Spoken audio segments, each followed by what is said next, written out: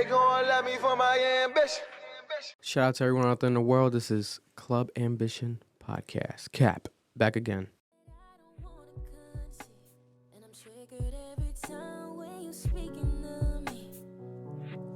I'm trying to find some space in a place I don't feel safe. Everybody sees the change. They think I'm going insane. Oh, I call you out your name and expect that you gon' stay. They don't hear the shit you say. Broke me down, I'm not the same. Can I forgive myself if I heal myself? 'Cause I blame myself.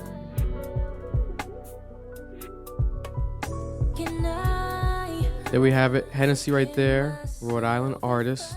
Hennessy, Me, Myself, and I. Brand new song out right now. Welcome back again for another episode. Explosive. Cap Crew. I'm Sound, your weekly host. The co-host extraordinaire right here is here. Noel. We got the producer and co-host Marloon in the building, holding it down, looking like Naruto Shibuyan. Already with the swearing, Noel. Damn. I'm just kidding. You can do what you want. Nah, I'm sorry. I forgot. This guy threw up crazy signs, and this kid said Naruto Shibuyan. Is that the thing? Naruto Shibuyan? No, or am I making stuff up? Shibuyan, bro. Shibuyan? Shibuyan, yeah. Shibuyan. That was close enough. Close enough. Shibuyan. Shibuyan. I'm not cool like you guys. I'm sorry. I'm trying. But Rhode Island, welcome back. We love you guys. We appreciate you guys for tuning in for another episode 123, Michael Jordan number. We are here. A lot of stuff to cover. Happy Valentine's week, Valentine's Day week. We're going to have some ladies stop by briefly. You can fast forward if you want in the timestamps. The Too Many Opinions Podcast, Sarah and Ginny. They're going to stop by and talk about Usher, Alicia Keys, and just Rhode Island dating in general. But let's get started. Meanwhile, let's get started from the top. Also, shout out to the Spanish podcast we have, El Poca. Drops every weekend. Make sure to check it out, El Poca. I'm putting it on audio platforms as well now, so you guys can go listen to it instead of just seeing it as well. And shout out to the sponsors of the podcast. This week, Kenzie's Restoration again. Brief interruption. This episode is brought to you by our sponsor, Kenzie. She is here. Kenzie's Restoration. I'm Kenzie. My first name is Mackenzie, but okay, nice. I started because I actually have a seizure disorder, so I couldn't work a regular job.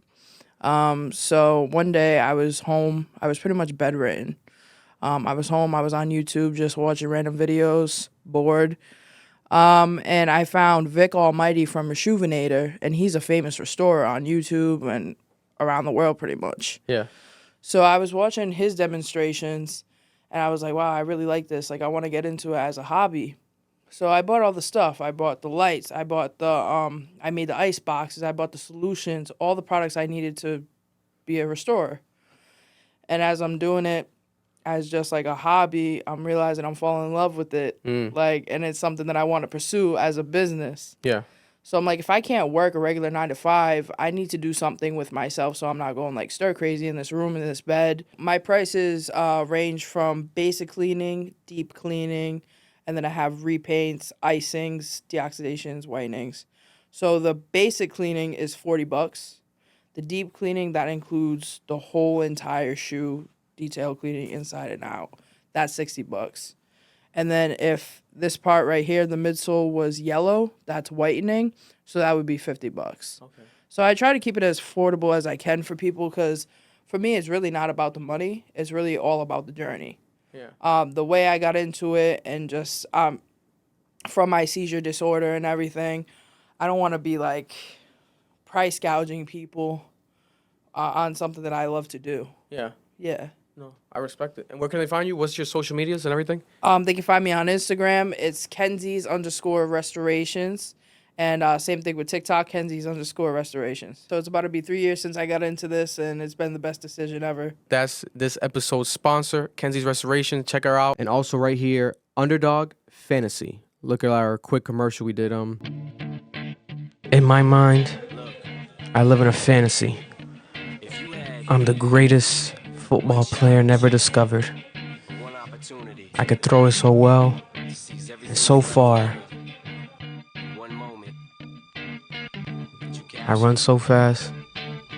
Yep. I passed that shit to myself. It don't matter in any field or any game. Super Bowl happens every day in my mind. Sign up right now to Underdog Fantasy using our promo code AMBITION. We've partnered up with them to remind you you can play responsibly and you can be Tom Brady. Let's see if you can score a touchdown. Let's see if you can score more touchdowns than me. Impossible. Download the app today for your chance to win some money. Play responsibly. People really thought it was on the Super Bowl. I tweeted like, oh, my Super Bowl commercial. People really thought it was. People are gullible, man. But it did look pretty well. Shout out to Peter for helping us shoot that. Someone said, someone please take his phone away. Someone said that? In the comments, I guess. Nah, this is haters. Nah, but it's funny. We did that like in a one day, real quick, down the street. And it came out amazing. Just a quick idea. Instead of just doing regular advertisements, hopefully Underdog can really send us a real bag when they see, how, witty we are with the marketing over here on Club Ambition. But we appreciate everyone out there. Today we are filming. In a couple hours, there's going to be a snowstorm happening. They're saying 10 inches, I'm hearing. Yeah. 4 a.m. to 4 p.m., 12 hours of snow. Yep. I'll check later. Yeah, we'll see if it's real. A lot of times lately, Still there. it's been bad predictions. What's still there? Because usually it'd be like, because you're right, it'd be snow. Like the hours, it'd be like snow. Mm-hmm. Straight hours they predict. And then it'd like become, snow and water. Yeah. And then, just a little bit of snow. Yeah. Nah, nigga, that shit still says snow. Yeah, so if you guys are listening and watching us in Rhode Island, you probably are snowed in right now. So we appreciate you, get warm with us, you little cute people. There's lots to cover. In Rhode Island, though, not a crazy amount of news, but we'll talk about these topics that stood out to me right away. In Pawtucket, there's a Pawtucket man that has been found right here. Let's see. He was found in Pawtucket, Rhode Island, a man was found with 20 ghost guns and narcotics and has officially been sentenced to 9 years in state prison. But just looking at this man, he looks like an evil doctor, but not of the good kind. The man looks. Look at that. What do you see when you see that? What's one word to describe that, Noel? How do you describe that man's look? Shout out to my look right now. I would say something disrespectful. That nigga might come and get me. Fucking goodness, Bro. Yo, let me see that nigga again. That's Dr. Karokian. I don't even know who Dr. Karokian is. Nigga. But Dr. Karokian was living in Pawtucket, Rhode Island. Bro, this nigga looks like a Marvel supervillain, bro. Mm-hmm. Yeah. Like his hair is like doing like a twirl. Like he's scheming. He's devious. I would not trust that man. But yeah, this That is man. Mojo Jojo. This happened in 2023 last year, but has been officially sentenced to 9 years in prison after the Rhode Island Attorney General Office announced it today. His name is Fernando Lombardi, 56 years old. Sentenced last week to 15 years with 9 years to serve at the ACI following Lombardi's plea of nolo contarde. Contarde? I forgot what that means. I have no idea. Nolo contarde to numerous accounts, 6 years suspended with 15 years probation. Officers found 1 count of possession with intent to deliver fentanyl, 1 count of possession of a firearm while possessing. He had a fentanyl and he got 9 years? Yeah, possessing with intent to deliver cocaine. 1 count for possession of a firearm after previously convicted of a violent crime, 1 count of possession of a ghost gun, and 1 count of possession of a large capacity magazine. This man good ass lawyer, bro. No, yeah, nah. 130. It's that last name. 137 tablets of fentanyl. It's that Italian shit. My God, Nigga, he has to be like mob. Has to be mob. has to be something going on. Like he has to have a crazy mob lawyer, like Marlon said, like a crazy lawyer. Cause bro, there's no way, bro.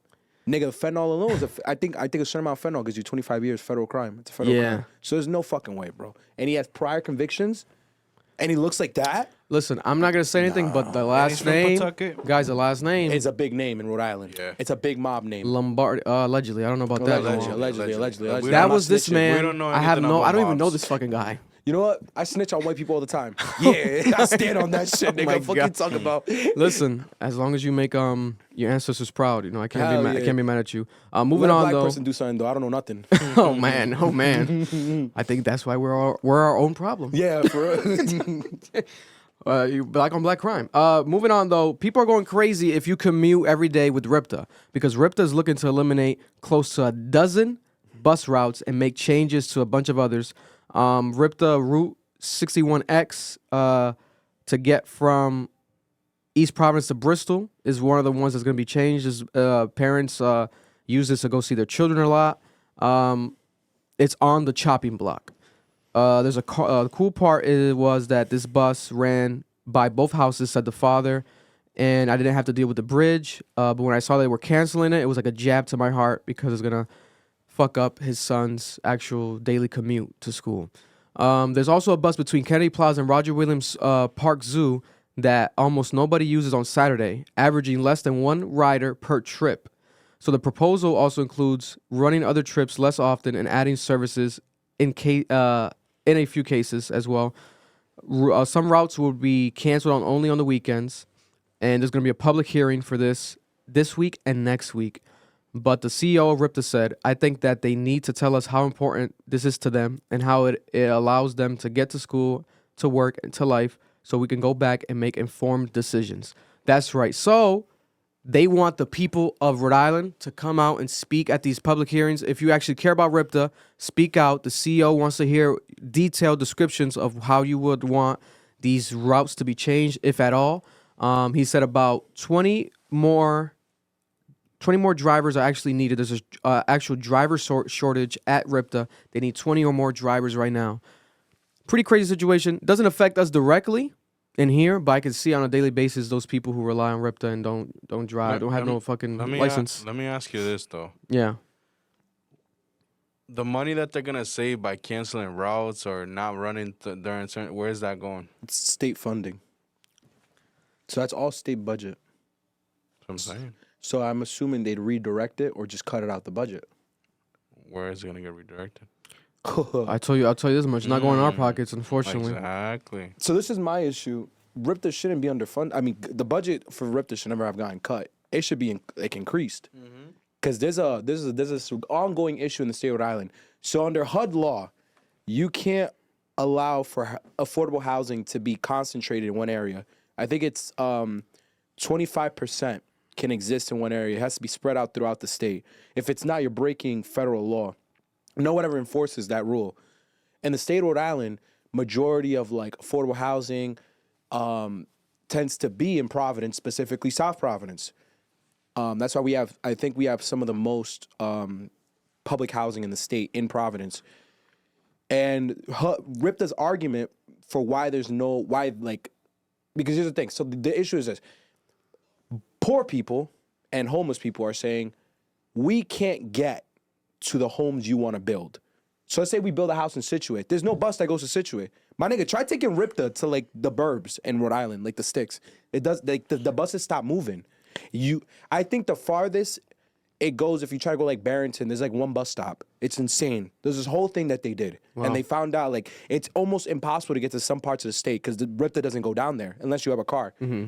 So a lot of the policy people were like, you want us to build affordable housing in East Greenwich, in Newport, and fucking Barrington so we could spread out the income levels. But these niggas can't even get there. They don't have cars. They don't even have a house. How do you expect them to have a car? So when they presented that to RIPTA, RIPTA's like, well, we don't even have funding for what we have now. So for years, people have been saying RIPTA needs to expand how many bus stops there are, have more buses. Now they're saying, oh, well, people don't even use the bus sometimes, so we're just going to cut it. Like, bro, this whole situation, I've been seeing it on Facebook amongst, like, politicians. There's a huge divide. There's mad niggas beefing over this.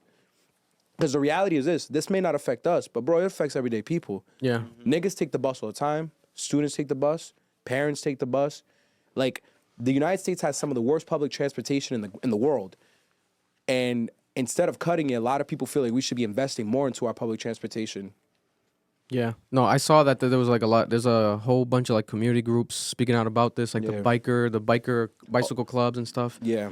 They're very active about this. So, yeah, man, listen, if you are one of those people concerned, make sure that your voice is heard. Now is the time, more than ever, this week and next week.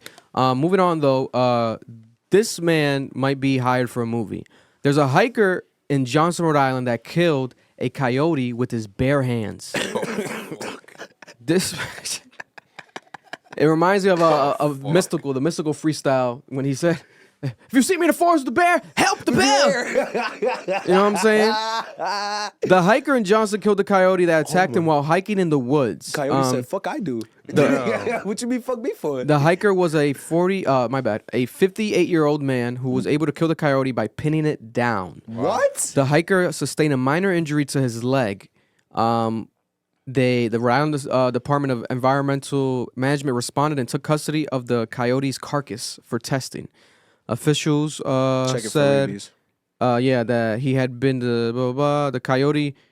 They're saying that this might be the same coyote that in Scituate recently. Also, there was a story of a man in Scituate with a coyote that attacked him. A man in Scituate is healing right now. He's still in healing process because he was attacked by a coyote multiple times, biting him while he was walking his dog. His daughter posted an update on his condition, said that he'll need a series of rabies shots. So this might be a wild coyote on the loose in Rhode Island with rabies. 2 months of attacking. Rest in peace because they killed him, right? Rest in pieces, bitch. Because the man killed him. Yeah. So listen, he's justified in killing. Well, in general, yes, but this was a coyote that shit was premeditated. Yeah, he was looking for the coyote.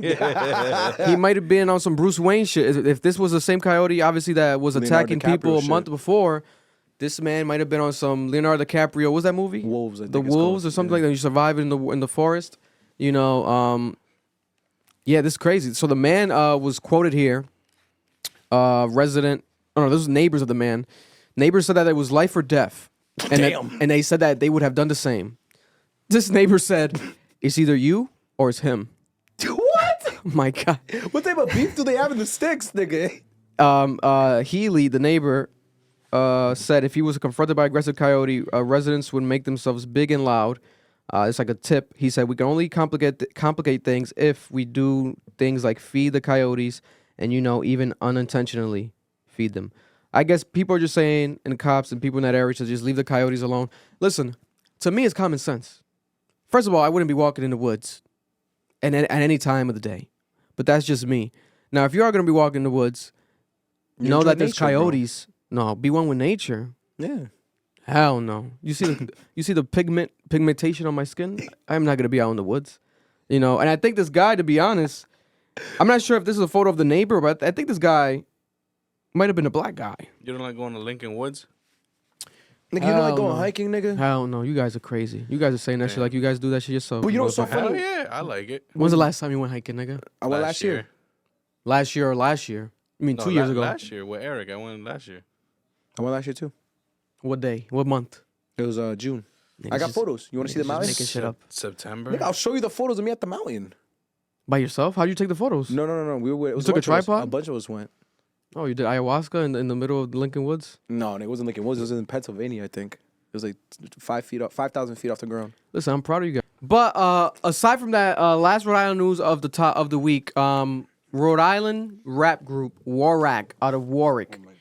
We've interviewed them in the past. They have gone viral now because they made a post where they allegedly kidnapped their op from Central Falls. And they forced their op to say, fuck CF on camera. I'm still investigating. I'm trying to, I'm just trying to wait for some responses to see if this is real, if this is gimmicks, and are there rap crews in CF? Is this really a thing? Is there a opposite rap crew? What's the music sounding like? Is there any songs out? Is it really a rap beef? Or is Waraq at it again? You never heard of Sefrak? Stop. This nigga's crazy. There's real Sefrak? murderers. There's real murderers in CF. This Sefrak. nigga's crazy. Sefrak? You never heard of Sefrak? That's what it's called? No, I'm not joining this joke. I'm scared of CF niggas, bro. Some of those little niggas is dangerous. I'm what also is joking. Sefrak is hilarious. What is going on? What is going on in Rhode Island, in the Rhode Island rap culture? Oh, that's Warwick beef in Central Falls, bro. That shit don't fall in our jurisdiction, bro. That's crazy how you could beef with a nigga from Central Falls and you live in Warwick. That's like a 25-minute drive. You drive 20. Yo, you know how much you gotta hate a nigga to drive from CF, nigga. Think about this. CF is on the border of Mass, bro. That's crazy. You're driving from CF with that dusty ass highway all the way to Waraq. That's crazy. How are you still mad? That's crazy. Nigga, I crazy. would get over it. You'd have to get over it, bro. That's too long of a drive. Yo, that's too long of a drive to be that mad. True Rhode Islander right there. Nigga, a 25-minute drive, Marlon, you still mad? Nigga, you went through like 5 songs and you still go off this nigga? No, it's true. Listen, It's man, true. It's serious beef, bro. Listen, That nigga's a bitch for dissing his city like that, though. He just did not stay his 10 toes. listen, it may just be all Nah, for you entertainment. don't know what was on the line, bro. What was on the line, bro? What are the You don't- Waraq you niggas don't- gonna do? Hey, man, listen. We've had him here in person, bro. I'm scared of those guys. Scary guys. Listen, they're You the just, real. You just don't know, bro. They're the real Rhode Island. I just don't You get just it. don't get it. They're the real Rhode Island. You don't They're get the it, Rhode bro. Island? You don't get it, bro. They're the real Rhode Island. You gotta calm down. I gotta calm down. Moving on, pop culture news. Real quick before we get into music, this was a story that I definitely wanted to cover that went viral. Tucker Carlson has gone viral because Tucker Carlson, now a fully independent journalist, has traveled to Russia to interview Vladimir Putin, the president of Russia, right? And it's been extremely controversial. The interview right now has 200 million views in 4 days on Twitter X alone. And it's a 2-hour conversation, unfiltered. And I liked it. I'm not gonna lie. I liked it at least more than I expected because there was a sense of, is he gonna humanize Putin too much? Right? And there was aspects of humanization. But man, Putin was very on standing on business to like a wilder degree. Literally making fun of Tucker to like his face. Yeah. It was very like how the interview should have gone. You got raw Tucker and you got raw Vladimir, and you saw there was like a behind the scenes footage of Tucker Carlson released from his website where he was like vlogging after and like almost expressing as if like, he was shocked and almost didn't like the way he was treated, but he understood. I think it's important for that to happen. And as far as like in journalism, I've always said for years like I would interview anyone. It's just a matter of how am I gonna interview them. Like during the Kanye West, when Kanye West was going everywhere to get interviewed, and Nori, that interview on Drink Champs happened, I was so like pissed off. I'm like, what the fuck? Like I felt like no one properly knew how to interview him. But then at the same time, it is a sense of like, oh, easier said than done. Like if Kanye was in your face, maybe it's like, oh, it's harder to do, whatever, right? Because some people have that power of carrying the conversation and controlling it and being manipulative. But I did want to highlight the 5 major things from this interview that everyone has been talking about. The Tucker Carlson and Vladimir Putin interview. Let me see him right here. The 5 key moments, which is basically stuff that I found interesting as well. Tucker Carlson asked Vladimir Putin if he could release another journalist. His name is Evan Gershovich. He made the case for releasing this man. He's an American reporter. He's been in prison in Russia for almost a year. So basically, Tucker Carlson, as a journalist, is looking out for another journalist and taking that actual approach and asking him straight up, hey, can he leave with us? Like, we'll take him. And he's asking him very seriously, straight up to his face. But obviously, Vladimir Putin says no. But he does say, he suggests like, we won't keep him for much longer. Well, I'm going to think about it type shit, blah, blah, blah. I'll let him go if you let one of our guys go. Yeah, like I've done enough already. I've done enough nice gestures for America, etc. Then Vladimir Putin, when asked about World War III, he said that that would certainly bring humanity to the brink of a very serious global conflict if anybody has a desire to send regular troops. People were saying that this was him threatening World War III, but I didn't see it that way. I saw it as the opposite way, where he was kind of saying it. Obviously, it was in Russian, but it was translated with a translator. So the translator might have added more of an attitude, but the attitude came off like he was like, why would anyone want to go World War III? Because so many people would die, which was shocking to me because it's like, obviously, we see this narrative painted as this man you would think that would want a World War III, any war, because it's like the theory is he's going to take over Ukraine, he's going to move on to other places and do more continent takeovers, etc. Is this the start of what is to come? But he was kind of leaning towards not that idea, which was shocking to me. And I was like, wow, okay. This man is still crazy, but still has a sense of like he's not that crazy, because I guess he meant like, oh, we're not going to destroy ourselves either. He said that Elon Musk is basically unstoppable. He was saying that there's no stopping Elon Musk. He will do what sees fit. And he was like, I believe he already has the microchip in the brains. Basically kind of snarking or kind of siding with Elon Musk's beliefs, but being in a sense like impressed. He also mocked the CIA application that Tucker Carlson did, because Tucker Carlson wanted to be a part of the CIA years ago. And he was like, oh, that's your people, right? Well, why don't you ask the CIA? Why don't you this and that? Making fun of Tucker to his face. And Tucker was kind of like laughing awkwardly. He also revealed that Boris Johnson was indeed the person that sabotaged the peace deal with Ukraine in 2022, and he called him arrogant. This was always alluded to be the man, but he pointed him out as the actual person who did this. And yeah, a bunch of stuff happened during his interview. I recommend people to go watch it, to be honest. How do you feel about the interview? Did you watch it yet, Noel? Yeah, I did. I watched a couple clips of it, not fully, but I watched a good chunk of it. When it comes to Putin in general, I don't think anyone should be interviewing him. That's just my personal opinion. Why so? Because when it comes to Vladimir Putin, there's a couple things people don't know about him. Number one, he's a former KGB agent. That is literally the equivalent of like the CIA on steroids. The KGB during the Soviet Union were a secret organization under the government that understood how to manipulate people. They did covert operations. Their entire strategy was manipulation and tactics. That's why Vladimir Putin is considered to be one of the greatest foreign policy leaders we've ever seen in our lifetime, because he just knows how to manipulate people and the public. So talking to him is no point. He's going to give you the answer he wants to give you.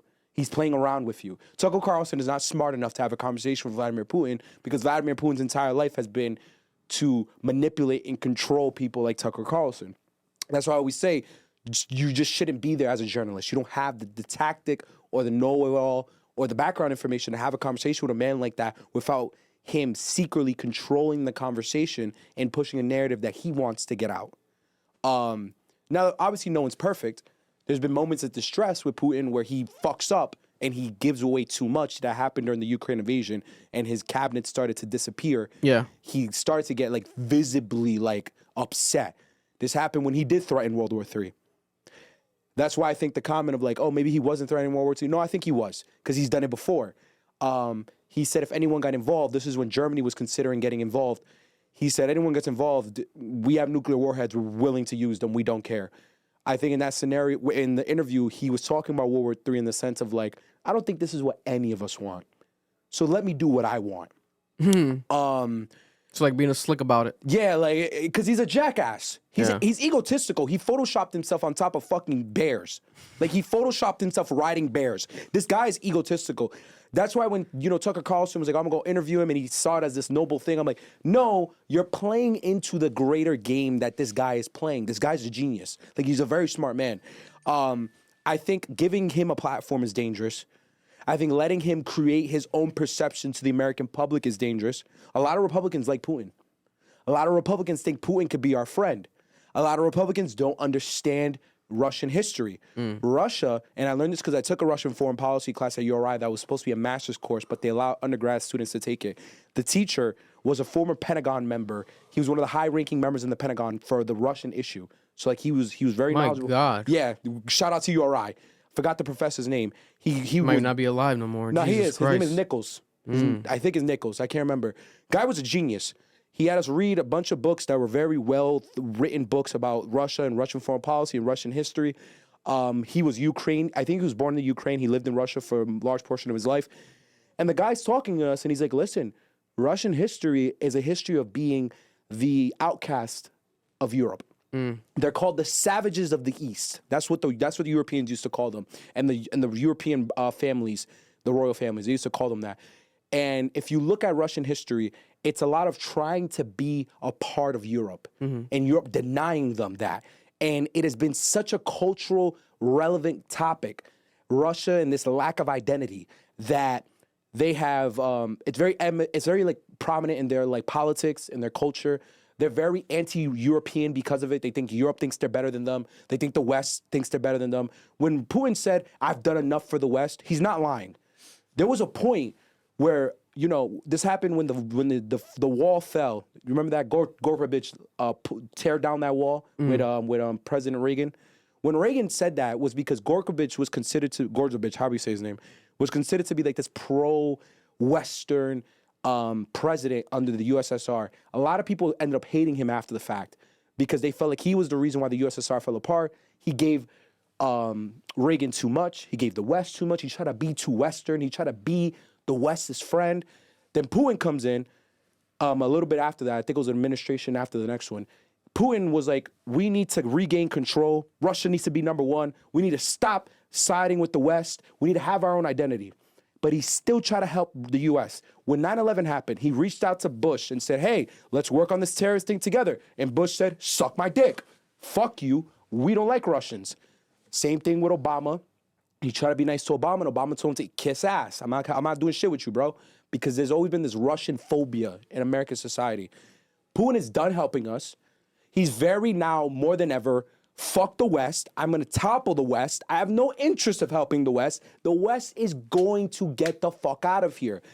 So when Tucker Carlson meets with someone like that, a genius who wants the destruction of Western civilization because he wants Russian supremacy, it's dangerous because we already have people in this country who think we can be friends with him.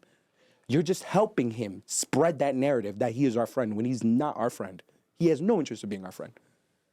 That's my beef with the situation. Yeah, I can see that. We shouldn't humanize him. He is a monster. And so is that other bastard from the East, Jinping. Because y'all need to understand. Nah, because niggas really think this is a joke. China? Yeah, the Chinese president. Bro, because niggas think shit is horrible here. It is. It's bad. But it's not as bad over there. My nigga, you go to Russia right now and you criticize Putin as a political leader, you're going to die. Yeah. They kill political adversaries in Russia. They kill journalists that write poorly about him. Gays are arrested without cause. In China, Xi Jinping got made fun of by a journalist or this comedian. He compared him to Winnie the Pooh. He's still in jail. He's still in jail. It's a running joke in American politics. Winnie the Pooh will arrest you for anything. He would too. So these are the niggas we're trying to cozy up to and have interviews. Fuck them. Don't humanize these niggas. They're horrible people. They're monsters. That's just what it is. Yeah, no, I can see that. Especially with the Putin shit, where it was like people were saying the joke of like the Tucker Carlson Putin interview was like that movie, The Interview, with who's the actors in the movie, the two comedians? I think I know what you're talking about. James Franco and Seth Rogen? Seth Rogen. Yeah, with the North Korean president. But played out in real life. And yeah, no, our YouTube videos get blocked in Russia only. Like, it's been a thing since the pandemic. Like, certain videos will get blocked in Belarus, Russia, for some reason. Because they're censoring what's coming in. Yeah. And, like, it's not even all of Russia. I guess it's Belarus. So it's like, ever since I saw that, I'm like, okay. You know, it was literally around the time when the war started happening. Yeah. And stuff. But I can see that where, like, I liked hearing it, like, the interview, because I'm like, oh, shit, this guy, obviously so powerful. It's a bit cool to see behind his mind. But to me, it didn't make me think any more of him in a better way. I'll tell you that much. If anything, for me, I thought more like, oh shit, this guy is probably even crazier than I realized, because I did get manipulative tactics from, you know, because I was so shocked that he was like making fun of Tucker Carlson to his face, and then Tucker Carlson was like laughing at it awkwardly. But then I'm like, this is so weird. Like, does it remind you of somebody? Who? Like who? Think about it. That tactic. Putin or Tucker? Putin, what he's doing. What does that remind you of in American politics? Oh, I thought you were talking about just in people. I'm like, oh, you about to do the we talking about, what's it called? Transition to the next person? Oh, no. Kanye? It's Trump. Yes. That is a Trump tactic. I can see that, yes. He is trying to touch the Trump base. That is his goal, is to get them to like him. Yeah. So they can vote him in, and Trump can continue to push a foreign policy that allows Russia to behave how they want. Yeah. I'm telling you, bro, this guy is a genius. Listen, man. Comment below if you guys saw the Tucker Carlson interview. If you didn't, I still recommend checking it out. It's a piece of history. You know, it's rare to get that at all. Moving on, though, a man that is not far or... what's the phrase? What do niggas be saying? Far? I'm trying to sound deep. Far or few? I think it's far or few. Far or few? Yeah, that's far or few. Fuck that phrase. Mm-hmm. But Kanye West. You tried it, bro. Yeah, I tried. Kanye West. Kanye West dropped his brand new album with Ty Dolla $ign, Vultures Volume 1. We did a reaction, and the comments are obliterating us. Specifically, Noel and Edwin. This is our rebuttal. In my opinion, when it comes to the reaction, you know, people can have their preference. Like, if you guys want to have, like, a lot of them were like, you should have just done it yourself. Where's Marloon? I get that, because everyone has their preference as content consumers. Like, if you're watching a show, you're like, what the fuck? Why'd they kill that bitch off? Or where's this person? Blah, blah. But setting that aside, a lot of what you all were saying in the comments made no sense. As when it came to just like our opinion, I think Kanye West is the greatest artist of all time. I hold him up to a high standard. I'm gonna rank them. If the guys want to rank the albums, they can. But I'm gonna rank his albums right now soon. But when it comes to Kanye West's albums, I don't think Vultures is amongst his best albums. For me, it's a no-brainer. I listened to it all weekend. There's great moments on there. But for the people in the comments to act as if there's no skips, every feature was amazing. Quavo's verse was phenomenal. What else they said? They were saying Hood Rat was like a banger. You guys are like literally living in a bubble where you want Mr. Kanye West to be Mr. Perfect when he is not. Like, it's okay for you guys, the same way the reaction, you didn't like it, we're going to have some misses. It's not going to be to your best of preference, like the way you want it aesthetically, the person who's involved, that's okay. But it's also okay to say that this is not amongst Kanye West's best albums. I think it's amongst his worst album. Now, is it his worst album? I don't think so. I do not think so. I got Dark Fantasy being Kanye West's number 1 album. Number 2, I would put 808s and Heartbreaks. Number 3, I would put Graduation. Then I would put Yeezus. Then I would put Late Registration. Then I would put College Dropout. Then I would put Life of Pablo. Then I would put Kids See Ghosts. Then I would put Jesus is King. Then I would put Donda. Then I would put Vultures. And then I would put Yay, the Bipolar album. That's my rankings for the Kanye West albums. And then if we want to throw Watch the Thrones in there, then I would put Watch the Thrones probably... I would put Watch the Thrones probably... Watch the Thrones is a collab album, but let's throw it in there. I'm going to throw Watch the Thrones actually... damn. I'll put it after Graduation. I'll put Watch the Thrones after Graduations because I like that album a lot. I think it's a masterpiece. Kanye West's worst music is still better than a lot of artists' best music. Just because we're saying worst and just because we're saying something is not great doesn't mean that it's trash or bad. I ranked the album, I think, out of 10. I said like 6.9 or 6.8, 6.5. And you guys were making it seem as if I said a 0 out of 10. You got to stop it. We have to be honest here. Like, it's okay. And at the same time, if we're talking song-wise, bro, Carnival, my shit. Insane. Problematic, amazing. One of the best songs to come out in years. Amazing. There's stuff on here that is like, what the fuck? But as far as overall, man, we have to stop it. I think there's a lot of like clouded mentalities. And at the same time, listen, if you have an opinion, it's all right. But break it down. Do not be like, oh, you guys have fallen off. This channel used to be good. Your opinions are horrible now. Maybe it's because you guys, your podcast has made your opinions even worse. I saw that. You guys don't even watch the podcast because if you watch the podcast, it'll get as much views as the reaction. So you're lying out your ass, right? You're lying. This is a lot of bullshit. Listen, and when it comes to Edwin, you know, God bless him. He did come in the reaction, you know, late in the reaction, unexpectedly. His energy was down, yes. But leave the kid alone. Like he's not like.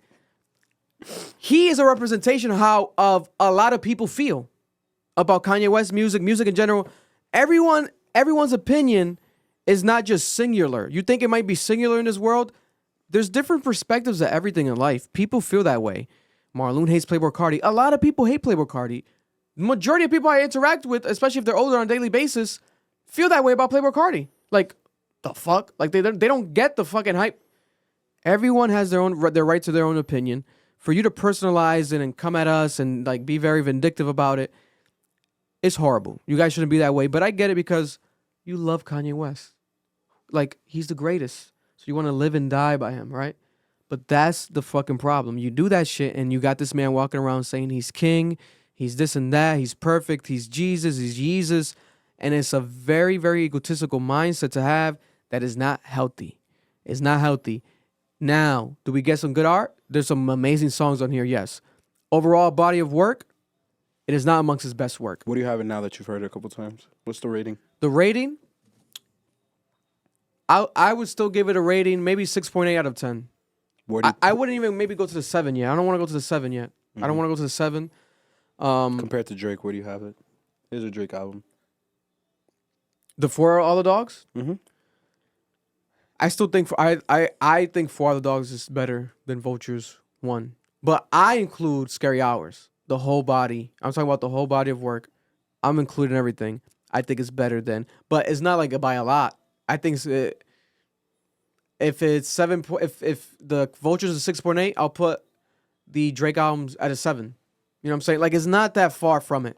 And at the same time that it just dropped, you know, don't get me wrong, it just dropped, you know. Also, I want to commend Kanye West. He dropped this independently. Independent, Yeezy. Congratulations. You know, arguably he's probably going to go down in history as the biggest independent release of all time. We spoke about it last time when Drake had his contract. It was coming up. I prayed he was going to go independent. If Drake went independent and didn't re-sign like he did right now for like allegedly $600 million, it would have been the biggest move in the history of the industry because a lot of more major artists would realize that they can do independent and still make noise. Your marketing is just your internet. You use it up. Be smart about it. Drake's a powerhouse, but he re-signed. Kanye West has gone the independent route, but what happens with that? Look what's going on. He got pulled down from Apple Music, pulled down from other streaming platforms, got re-uploaded. You know, he was having issues with the venues. He had issues with actual streaming apps. Is this him or is it the machine that doesn't want him to succeed? I think it's a bit of both. People think it's purely the machine.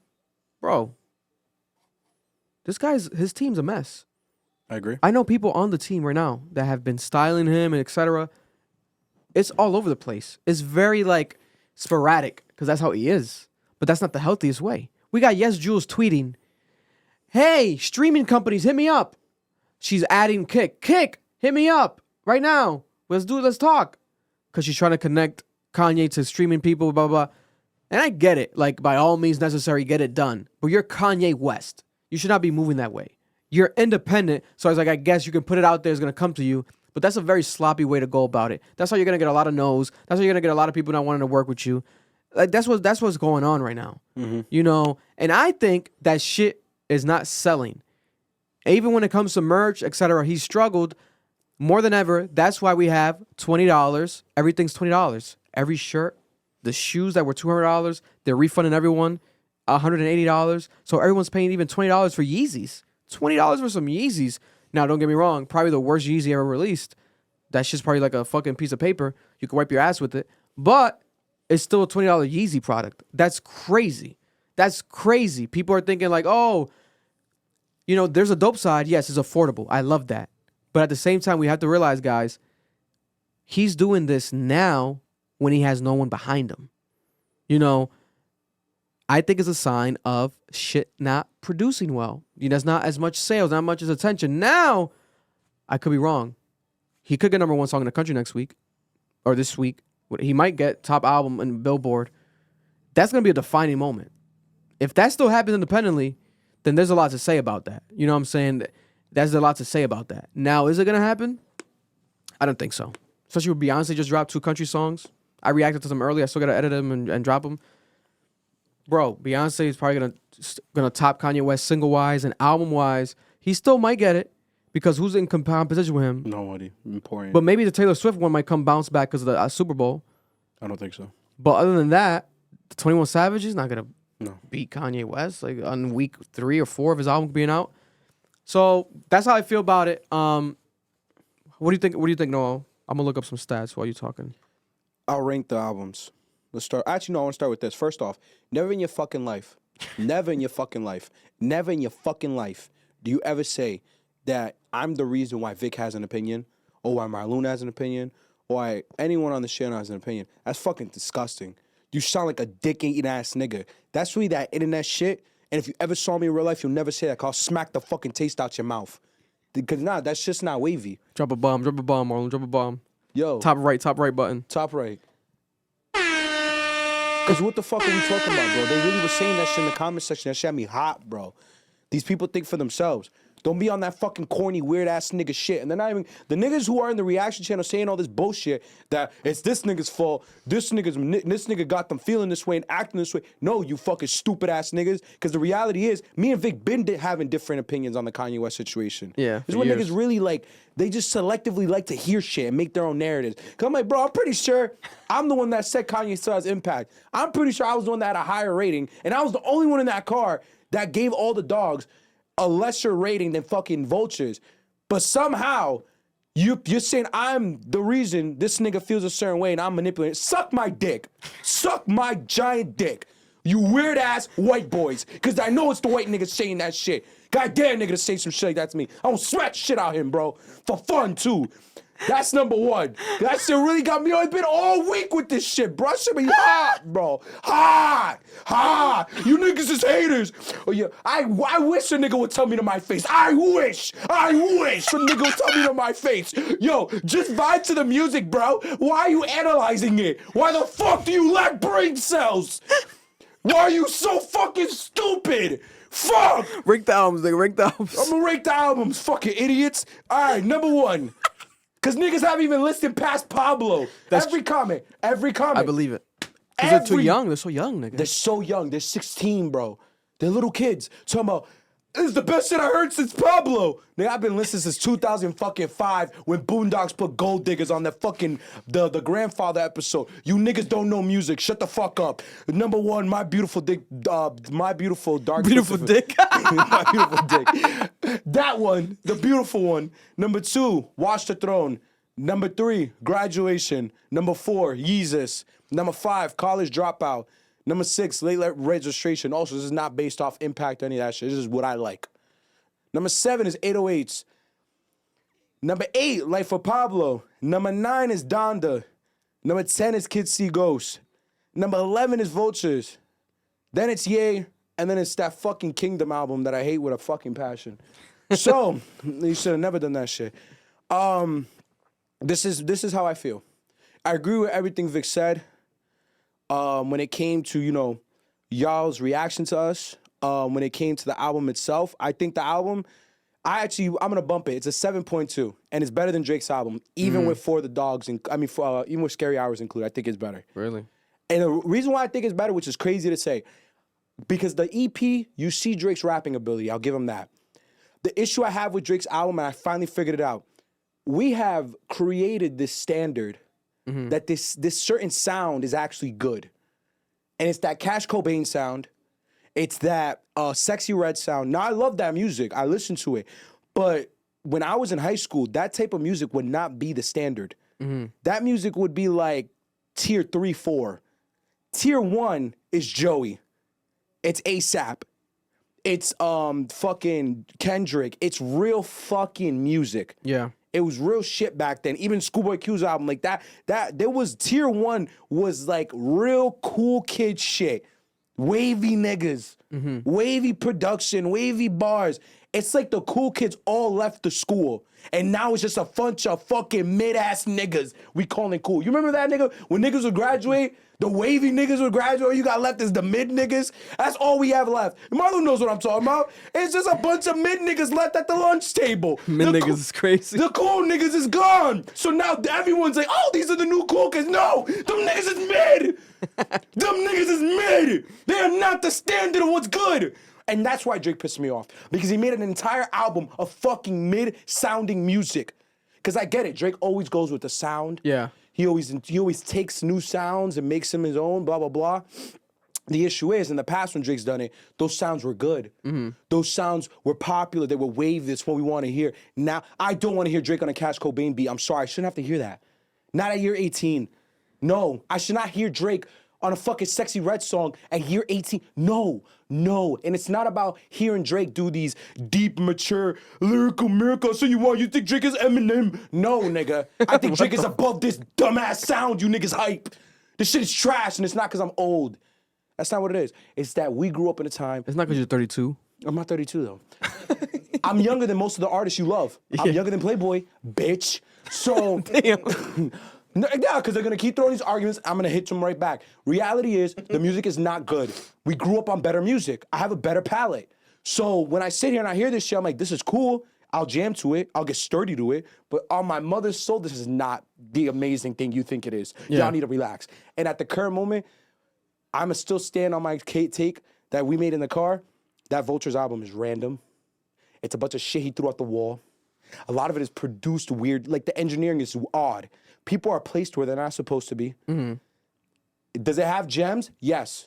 I think I've downloaded more songs on that album than I've had in any album in a long time. I think I had like 8. I don't have 8, bro, for a lot of albums. Damn. I'll give him that. Congratulations, Kanye West. And you did it independently? And I got a question. This is how I'm going to end it. He's doing this shit independently. I'm going to salute him. Love for him. That fucking merch is trash. And the flyest niggas I know that be at New York Fashion Week think your shit is trash, but no one's going to say it to your face. But I'm going to say it. I have to ask you, if that independent shit actually hits number 1,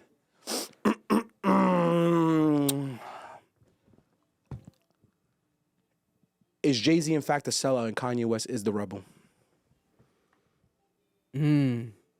Because at this point, we have to acknowledge what he's doing. He is rebelling against the system. Even if it's sporadic, even if it's random, even if it's about ego and pride, even if it's about anti-Semitism, he is still doing it. And if he succeeds at it, we have to have the conversation. Because Jay is presented to be this anti-establishment. You know, he's against it. But it's like, are you really against it, nigga? Or are you just playing the game like everyone else? Yeah, he's playing it from inside the system. And Kanye's playing it from completely outside, fully burning down. He said, I think on the album, one of the lines, he's like, I burned through $6 billion or something like that. And he didn't mind it, you know, just to not sell his soul. If Kanye West does go number 1 independently, then it's going to prove me wrong as far as the impact. That's going to be his true impact if he does do something remarkable in the industry of that nature when he goes independently number 1, album-wise, song-wise, because we haven't seen anyone of this nature, I think maybe ever. Historically. It depends because there's labels back then that owned their labels, right? Like, they owned their shit like a Master P, you know? So I would have to look it up statistically because I don't want to, you know, because I'm definitely well-read. So I know that Master P was independent. There might have been a moment of when Cash Money was independent prior to signing to Universal, but there might be a bigger situation in the past. I would have to research it, but in this new modern era, at least, Kanye West will be breaking that barrier. But we still have to see that happen. Let's say he hits 350, which is a lot. 350 is a lot. 350 is a lot. But not for him. He can hit 500K. But let's say he hits 350. What's your prediction, sales-wise? 350 independent, I think he's going to hit it. And I think if he does that, we have a legitimate conversation that Jay-Z is a fucking sellout. I think it's going to do, I predict 150,000. Wow. That's still not bad. What do you think? I haven't heard the album. I don't know.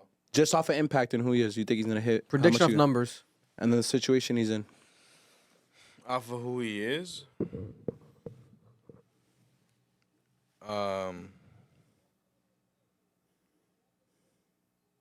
I'd definitely say in the 100,000s. That's still a lot. I don't think he's hitting 300. I don't think he's doing $250,000. Off of what I've been seeing and shit, I don't know. I feel like a lot of people haven't been rocking with him besides just his hardcore fans. I haven't heard the album yet, besides the little snippets or whatever that you guys will call me for. Other than that, I haven't heard it. I don't know if I'm gonna hear it, unless you guys play it. I'm just not a Kanye fan. He's always sweet, but this is the thing. That's who You know, he is. it's reality. Like He's been that way. So why are they asking for you? What are we talking? I'm Because they're I'm stupid, gonna be bro. honest with you, bro. Not that they're stupid, because listen, I love all of you. I love all of you no matter what. They're just acting stupid and they're acting frustrated, and I get it because they love Kanye West. But everything that not everything, a lot of the stuff that they were saying in the comments can be proven wrong. Like Marloon, blah, blah, blah, Eric, blah, blah, blah. Eric didn't like Jesus King. He said it, and he got slain for that. Yes, I remember. and Marloon's never been a Kanye West guy. Like, he's not listening to Kanye West albums or knows about the history of Kanye West albums. The only album, he's never been. The only album I know fully of Kanye West, and I like, I'll tell you this that I like, is Life of Pablo. Yeah. Which makes sense. I can't. Looking at the other albums, I cannot name you one fucking song. That's what frustrates me about this entire situation. Out of everyone in the group, I promise you, me and Vic know Kanye better than anyone else. No, for sure. And it frustrates you that they treat us like we're fucking imbeciles, bro. But I like it in the sense where it's like you're getting reactions out of people. Because I listen to what they were saying. I get it. I get a lot of it. But a lot of it I don't. And this is why we're making this rebuttal right here. As far as the album, we shall see. Kanye West did sell this merch, though. This is the actual numbers right here. He made $19.3 million in one day from selling 266,000 Yeezy Pod, the shoe sock, 79,000 box T-shirts, Vulture pants in black, 57,000, and Vulture's long sleeve shirt and 53,000. The fact that the majority of the shit that was sold was the fucking pods is wild. Yeah, $20 each, over 294,000 orders, and yeah, and also Vultures has been number one in over 100 countries for the past couple of days. So we shall see. Listen, I think he's the greatest artist of all time. I just felt like his impact hasn't been as much as it used to be, because he used to be the guy that he'll wear some shit and I would personally want to wear it. And I would personally buy it, resell it. Like it's a fucking culture shocking moment. We haven't gotten that from a while from him. And it's like his least cool pieces, his like lowest effort pieces, very minimalistic to like a point where it looks like it's just like bullshit quality. So we shall see. The music, I'm excited now because of how people felt. I want to hear Vultures 2. I want to hear Vultures 3. Because Kanye West, I will say he did deliver. He delivered. He has good music on here. There's a lot of music on here that's amazing. The songs on here are amazing. I never once said I don't like the album. I like the album. I just am critical of it. It's Kanye West, and also we have to be open-minded. Like, it's okay not to like Kanye West music. Yes, Mr. Perfect can do wrong. Yes, he's not fucking perfect. Like, why is people... I want to emphasize Let on me that not go too, into that rant again. because this is my thing that frustrated me the most. This is when I know you're not Kanye fans. Bro, there is one album that has one song that everyone and their mother never understood why he did it. Graduation. What's the worst song on that album? You already know what it is. Come on. Really think about it. Wait, let me look at it. And then You just have to look at that album. if I look at the track list, I'll probably be able to tell. It's the most controversial song on the fucking album. Everyone hated it. So to act like Kanye can only make perfect. Oh, yeah. Say it. And Mr. Hip Hop was featured on it. Say it. Drunk and Hot Girls. The worst song I ever heard in my life. It is Yeah. a disgusting song, and Kanye fans, since it dropped, hated it. Yeah. I don't understand why the new age of Kanye fans act this way. We already have hated some of his music. Yeah. And to be honest, that song reminds me of like some hood rat, like on some new shit. So we are still getting eras of old Kanye, but in my opinion, doesn't justify it as like, oh, it's still good because of, no, I didn't like Drunk and Hot Girls. I'm not gonna like hood rat. I don't like that like raunchy, edgy, like lines and like statements. It doesn't come. I don't know. It doesn't feel too creative. But it could be him just being edgy on some like rock star shit. Let me say this and like, oh, fuck shit up. But that's our Kanye situation. You guys coming below, love us or hate us, we're still gonna be here. We're still gonna give you opinions and topics. It's never gonna stop. I'm gonna be 90 years old. And there's still gonna be a virtual reality version of me talking about music because I love this fucking shit. Like, I love music and I love Kanye West. Whether I don't like the songs or not, you're always gonna hear my opinion on Kanye West. So listen, learn to live with it. And if you guys really hate us that much, respectfully, you can also turn off, don't watch, unsubscribe. You can leave. It's okay. But for those who stick around and do give constructive criticism, you're always heard and you're always appreciated. Because at the end of the day, we're nothing without you. So we're not on some like Doja Cat shit where it's like fuck all the fans. That's never gonna be the case. I respond to comments because I'm showing you that I give a fuck about what you're saying. You know, even if I don't agree with you, I am gonna give you the time of day. So you're gonna get that comment, you're gonna get that response, and that is what it is. We could talk about this all day. I just want to say this. I also like respect what you guys are saying. Please go about it in a better way. Cause you're just triggering me, and I want to smack niggas. Cause there's really a way to debate. Like we learned this. I learned this. He's not gonna smack nobody, guys. He's just emotional. I'm an emotional person. We're not gonna let no one's gonna get touched. You fans are loved. We love you. We love you. And at the same time, when I did respond to some of them, a lot of them would like be like, "I've been watching you for years." Blah blah blah. So like they'll show like signs of hate and like, but then they'll show love because they know it's like calm down a little bit. You know, like, there's no need for that. We can. But why did I have to respond to you though for you to do that? To switch up. Yeah. You know what I'm saying? It's like I hate when that always happens. It's the personal character attacks that make me upset. Disagree with me, please. I want to hear your argument. I respect y'all opinion. I love the feedback. I hate when it gets personal. Yeah. Because it's like I don't even know you niggas. Yeah. You But niggas, Edwin did look like Kid Cudi a little bit. He did look like Kid Cudi a little bit. they keep calling me a granddad. They call me Unc, bro. They call you Unc. It's not just Edwin. They been getting real personal, bro. But he had the mask on. You had the mask on for the most part. So it's like, I don't know what they wanted, man. God bless their hearts. God bless their hearts. I was hoping the timestamps will help them not judge us that roughly that fast, but I think it did the opposite. So God bless. Moving on though, Bobbi Althoff has gone viral because her husband has filed for a divorce, and people are saying that this is tied to Drake's dick leak. That's a king, bro. That's insane. Wait. What? What did you say? What did you Who's the say? king in this Wait, scenario? what did you say? About the Althoff husband. You think he fucked? There's no way this Drake nigga fucked, bro. No. There's an ongoing theory. I don't think nothing. I don't think it's Drake related. I think it's just him related. I think she to me she's coming off as like not who she was. I agree. You know what I'm saying? So he's like, okay, well, I'm out. You know why I think you're right, bro? Because I've watched some of her interviews. I say this with all due respect. I'm gonna start prefacing that before I speak. She kind of a bitch. Because she went on a podcast with a comedian. He does a comedian podcast. He brings on comedians. They talk. They went back and forth, and like he's basically explaining how he doesn't like her brand of comedy. And like she got really hostile. Like she seemed like the type of woman like if you challenge her, she's just gonna shut you down completely. Like she's not gonna have this conversation with you. What's crazy about it though is like she started on TikTok with her man. She did. That's what blew her up. Yeah. Relationship posts, bro. That's sick. That's why I saw her from that, and then she did the first podcast. It was like kind of like a parody. The whole thing that was parody was like people.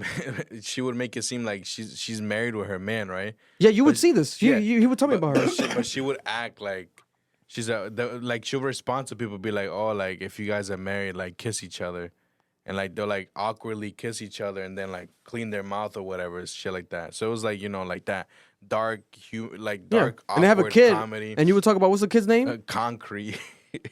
The kid's name is Concrete? Concrete. Like Marlon told me this all before she blew up. Going off of that, she was like, one of them is Concrete and then the other one's some other name. Well, she was blown. She was popping off of that already. Then she did the podcast. So that's when people were saying industry plan. I was like, I'm not having it. Like I get it. I think it's just white privilege. Yeah, there we go. I was just about like to say that. everything is not about being a plant. It's white privilege exists. I thought she just came out the cut. That's why I thought she was an industry plan. I kept trying to look up her name to see if she had a famous dad. I recommend people watching the Keke Palmer interview. She blew up on TikTok. Keke Palmer interviewed her, bro. Amazing. Keke Palmer is a hell of an interviewer.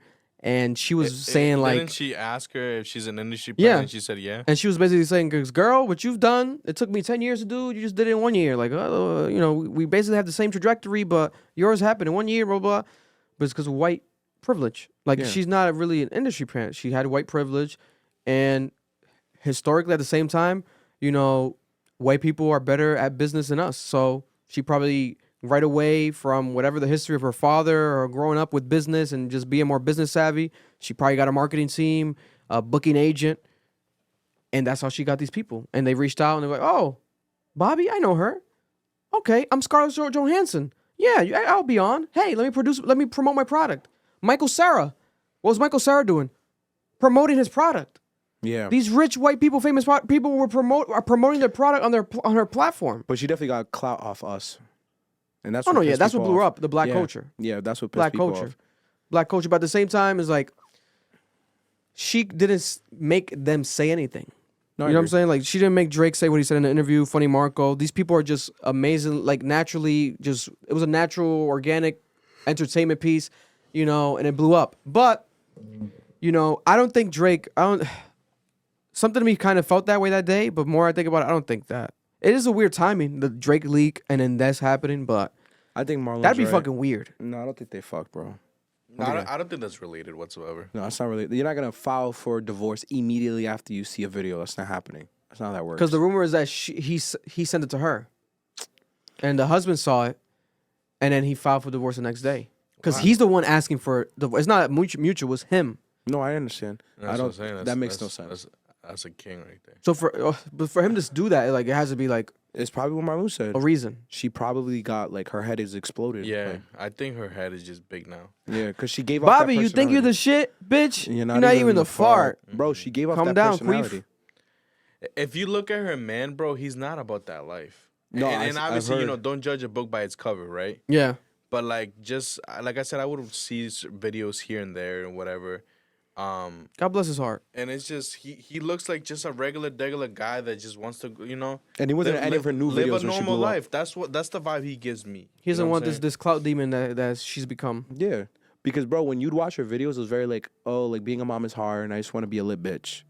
I want to be with my girls getting lit. Yeah. Like there was videos on TikTok like that where she was joking about that. Like she's tired of having kids and she's tired of like she wants to be out and get lit. And it's like, yeah, these aren't jokes. There's some realness in here. Yeah. Listen, hopefully not. We shall see. We'll keep you guys updated with the Bobby story. Moving on though, going viral. This is broke overnight. I was watching literally on live stream. Shannon Sharpe has a show, Nightcap, with Ocho Cinco, phenomenal on YouTube, and they recap sports and talk about their interviews, especially the Shannon Sharpe interviews that have been going viral. Shannon Sharpe went off on a rant, literally calling out and threatening to leak DMs with Mike Epps, the comedian Mike Epps, because Mike Epps did a stand-up comedy concert where he said that Shannon Sharpe DM'd him, asked him to do an interview, and Mike Epps said, no, Medea. Like, you look like Medea. Like, making fun of Shannon Sharpe and saying no. Like, I said no to him because he doesn't like the Cat Williams interview, the Monique interview. And Shannon Sharpe did a rant.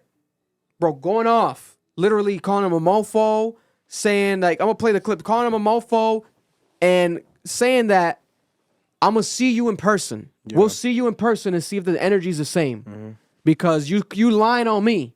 You can call me gay, whatever, but you lying on me. I don't like that.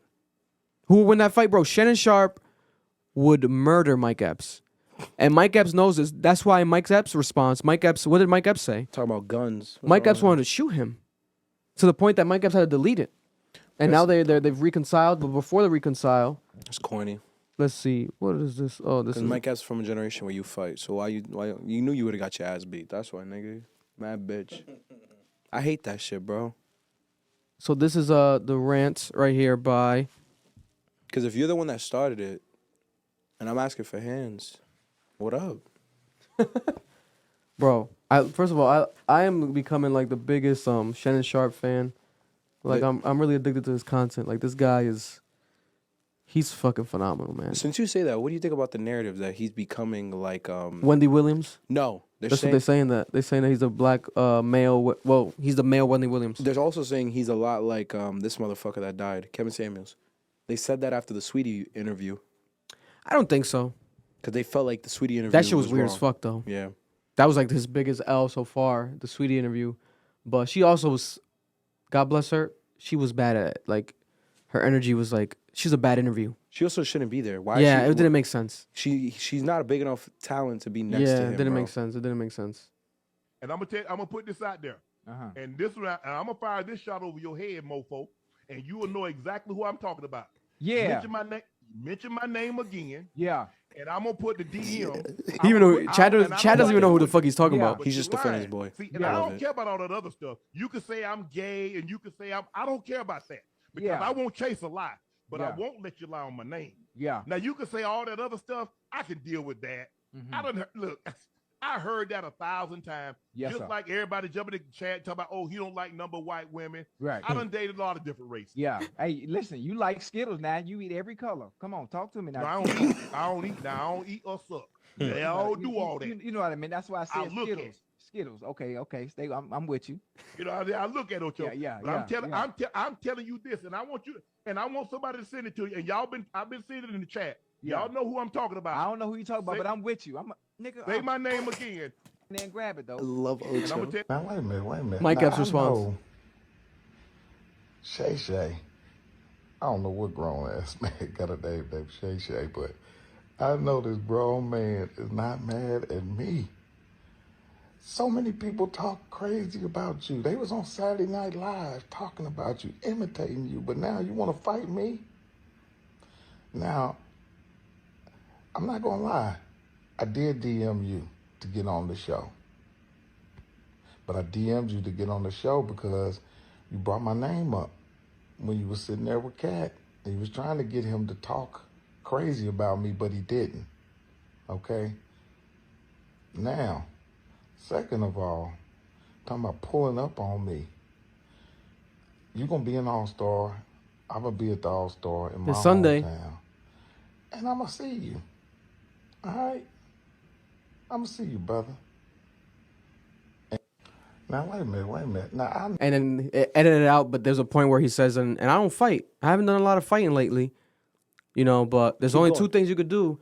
And it's like, you fighting or blank. And I blank. So basically saying he'll shoot him or kill him. I'm like, whoa. So then Mike Epps deleted that. And then Shannon tweeted this. Me, Unc, and he's referring to himself in third person, is hilarious. Unc and Mike Epps had decided to man-to-man conversation in Indy at NBA All-Star Weekend to discuss our differences. We both realized the situation could have been and should have been handled differently. I apologize to fans, family, loved ones, and everyone. Club Shay. Now, I love this because of the fact that this could have gone left expeditiously when it's not necessary. You know, Shannon Sharpe is tied with ESPN.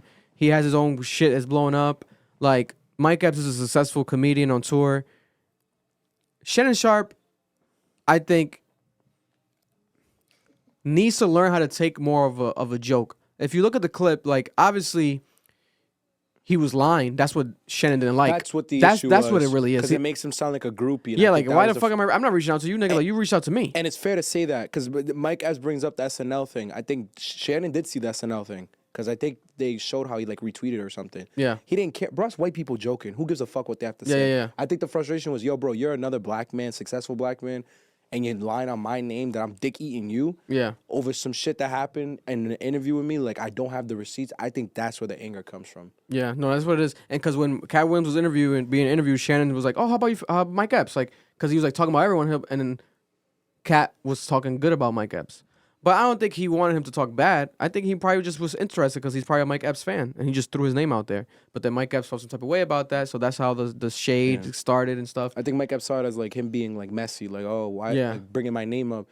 But it's like, Mike Epps, you can't be lying on niggas' names, bro. I'm just glad that no one's gonna die because that would have been insane, bro. If Mike Epps shoots Shannon Sharpe, like what the fuck? Over that would have been crazy. Like, call Morpheus. The Matrix is breaking. Bro, thank God he deleted the post too, because like even legally, bro, why are you posting a threat to another man like that? Like, I don't fight blank. Like, bro, don't even let niggas connect the dots to nothing. Like, don't even put that in the air. Like, that's not that serious. You're a comedian. Alone couldn't like make something happen because you're threatening one of their like. Bro, you anchors. could be blackballed. Disney will blackball Mike Epps, and you'll never see Mike Epps in another movie and for the rest of our lives. Like he needs to calm down.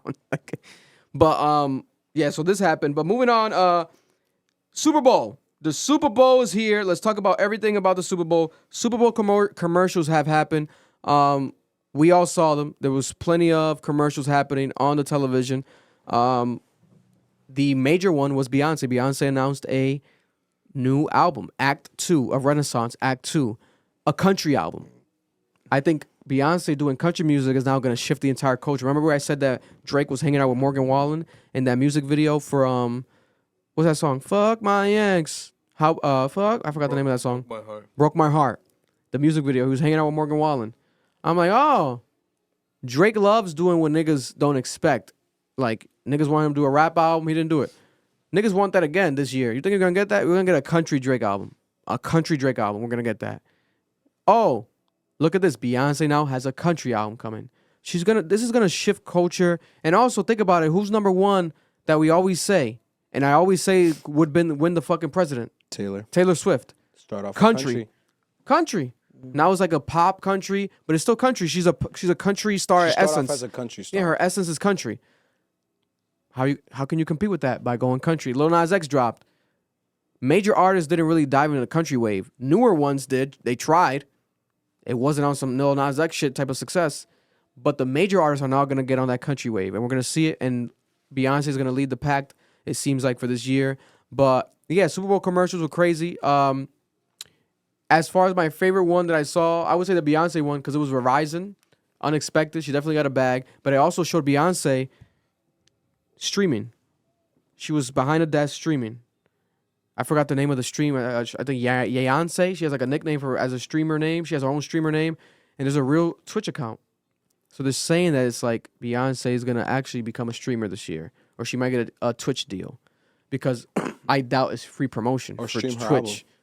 Why would she just free promote Twitch? Doesn't make sense. And everyone's getting a bag from these streaming services. Kick's blowing up. What would be a way for Twitch to get popping? Well, it's still popping, but like get a boost again? The Beehive behind it. Nigga, you think that the Beehive won't... They're already following the account. I think it has like over 100,000 followers. Some crazy number on an account that has no videos, no streams. Because they saw the commercial. The commercial was literally like 2 seconds. That clip of her Twitch streaming. But she knew they would stop and look for that. Mm-hmm. You know, so... I think she's going to stream the album. On there? Yeah. Like a listening party? Maybe, yeah. Because remember how she dropped the visual album? That was all videos. That'd be dope. Like, she does shit like this. She's not going to game. You know what I'm saying? No, hell no. We're not going to get Beyonce playing Fortnite. That's not going to happen. Unless she does it with her kids. And she's not going to link with Kai Cenat. She's not doing that. No. No respect to Kai Cenat, but Beyonce's not going to meet up with you, bro. I'm sorry. I wouldn't even want to see that. No one would. And I wouldn't even want to see Beyonce come here. And like, Beyonce understands that she's above that. Yeah, it would be awkward. It's something awkward. She's too regal. I wish Kanye understood he was above those things. Yeah. But like once you're in that stratosphere, your job is to shift culture with your own ideas versus riding along what's already popular. And that's why Beyonce was at the Grammys with the cowboy hat. Like on some cowgirl shit. People were like, what the fuck is going on? Yeah. Very like cowboy robot, like very stiff cowboy. She's setting the standard. Bro, she's strategic. Everything she does with this woman is properly planned. Like, it is not a coincidence. But that's how you're supposed to move when you're on that stratosphere. Bro. You're supposed to. So say it louder for Mr. Kanye West. Also, for those who don't know, the commercials for the Super Bowl, 30 seconds for a commercial spot during the Super Bowl is $7 million. $7 million. $7 million. Yeah, they announced that last year too. I think it's the highest it's ever been. Yeah, it might have been at 5 last year. Yeah, it's the highest it's ever been. $7 million. Temu had, I think, 3 commercial spots of the same commercial back to back to back. So Temu dropped 21 million. It's actually pronounced Temu. Temu. What does Temu do again? It's like Wish. Wish.com. Like a wholesale site. Yep, I remember now. And Kanye West had a Super Bowl commercial, but I heard it was only regional to Chicago, Miami, certain cities. So I don't think Kanye West paid the $7 million, but he did record it on his phone. $0 invested into the commercial, which is pretty smart. Like it works. Like it's like radical. He's so Kanye West. Fringe. It's like it catches your attention. You stop to watch it. Yeah, go to Yeezy.com. Like it worked. You know, it almost looked like a scene out of the Joker or like the Batman when the Riddler was making like the call to the Joker, like almost cryptic in a car. That's how it kind of felt. Or like when the Joker took over the news in The Dark Knight when he takes over like the media shit. Exactly. That's what it felt like. But the Super Bowl recap. Let's talk about the game itself, right? For those who are into sports, tune in right now. You know, Underdog Fantasy. Use our promo code Ambition. You know, you can't bet on football. Football season's over, but basketball's around. Use our promo code $100. I had the Chiefs winning. I wanted some underdog, no pun intended, type of energy. Maybe like 49ers to just pull an upset. I really don't have a horse in the race. I from the top of the year wanted the Ravens. I wanted a Lamar Jackson type of run this year, and we were kind of getting that. They were doing great. We didn't get it. I really wanted him to win a championship this year. We did not get it. Patrick Mahomes. Now they're saying that Patrick Mahomes is the new Tom Brady. They're saying that the Kansas City Chiefs are the new Patriots, the new dynasty. They just keep fucking winning. This is the first back-to-back Super Bowl championships in 2 years, back-to-back, in what, over 20 years or something like that? Yeah, since Brady did it when he was won in 2000 and 2001. They're breaking extremely high records. They're becoming like the Warriors of football. Like when the Golden State Warriors, you know, well, not the now, you know, but the prime Warriors.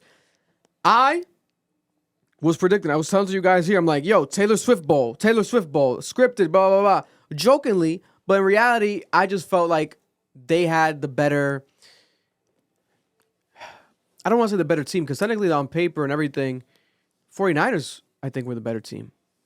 I think the 49ers. No. 49ers are the better team. That's not a debate. 49ers are the better team, but I think that the energy was just working in the favor of the Kansas Chiefs. Mm-hmm. The stories, like there was like a crazy speech before the game that Travis Kelce gave to the team, and everyone was like crying and this and that, and like they had the energy of like being doubted and like that chip on their shoulder of like people thought we weren't even gonna make it in the playoffs, and like they're counting us out. They can't do it again. I also have another factor. You know what I'm saying? White supremacy? No, just kidding.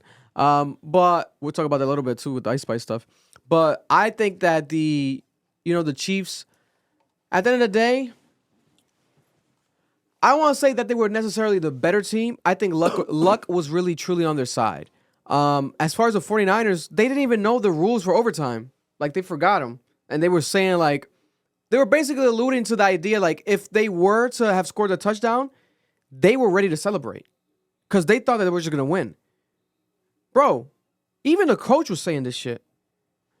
And everyone on ESPN this morning was going off. I'm like, and I agree, I'm like, how the fuck, like I get it, like recency bias, but how are you making it to the Super Bowl?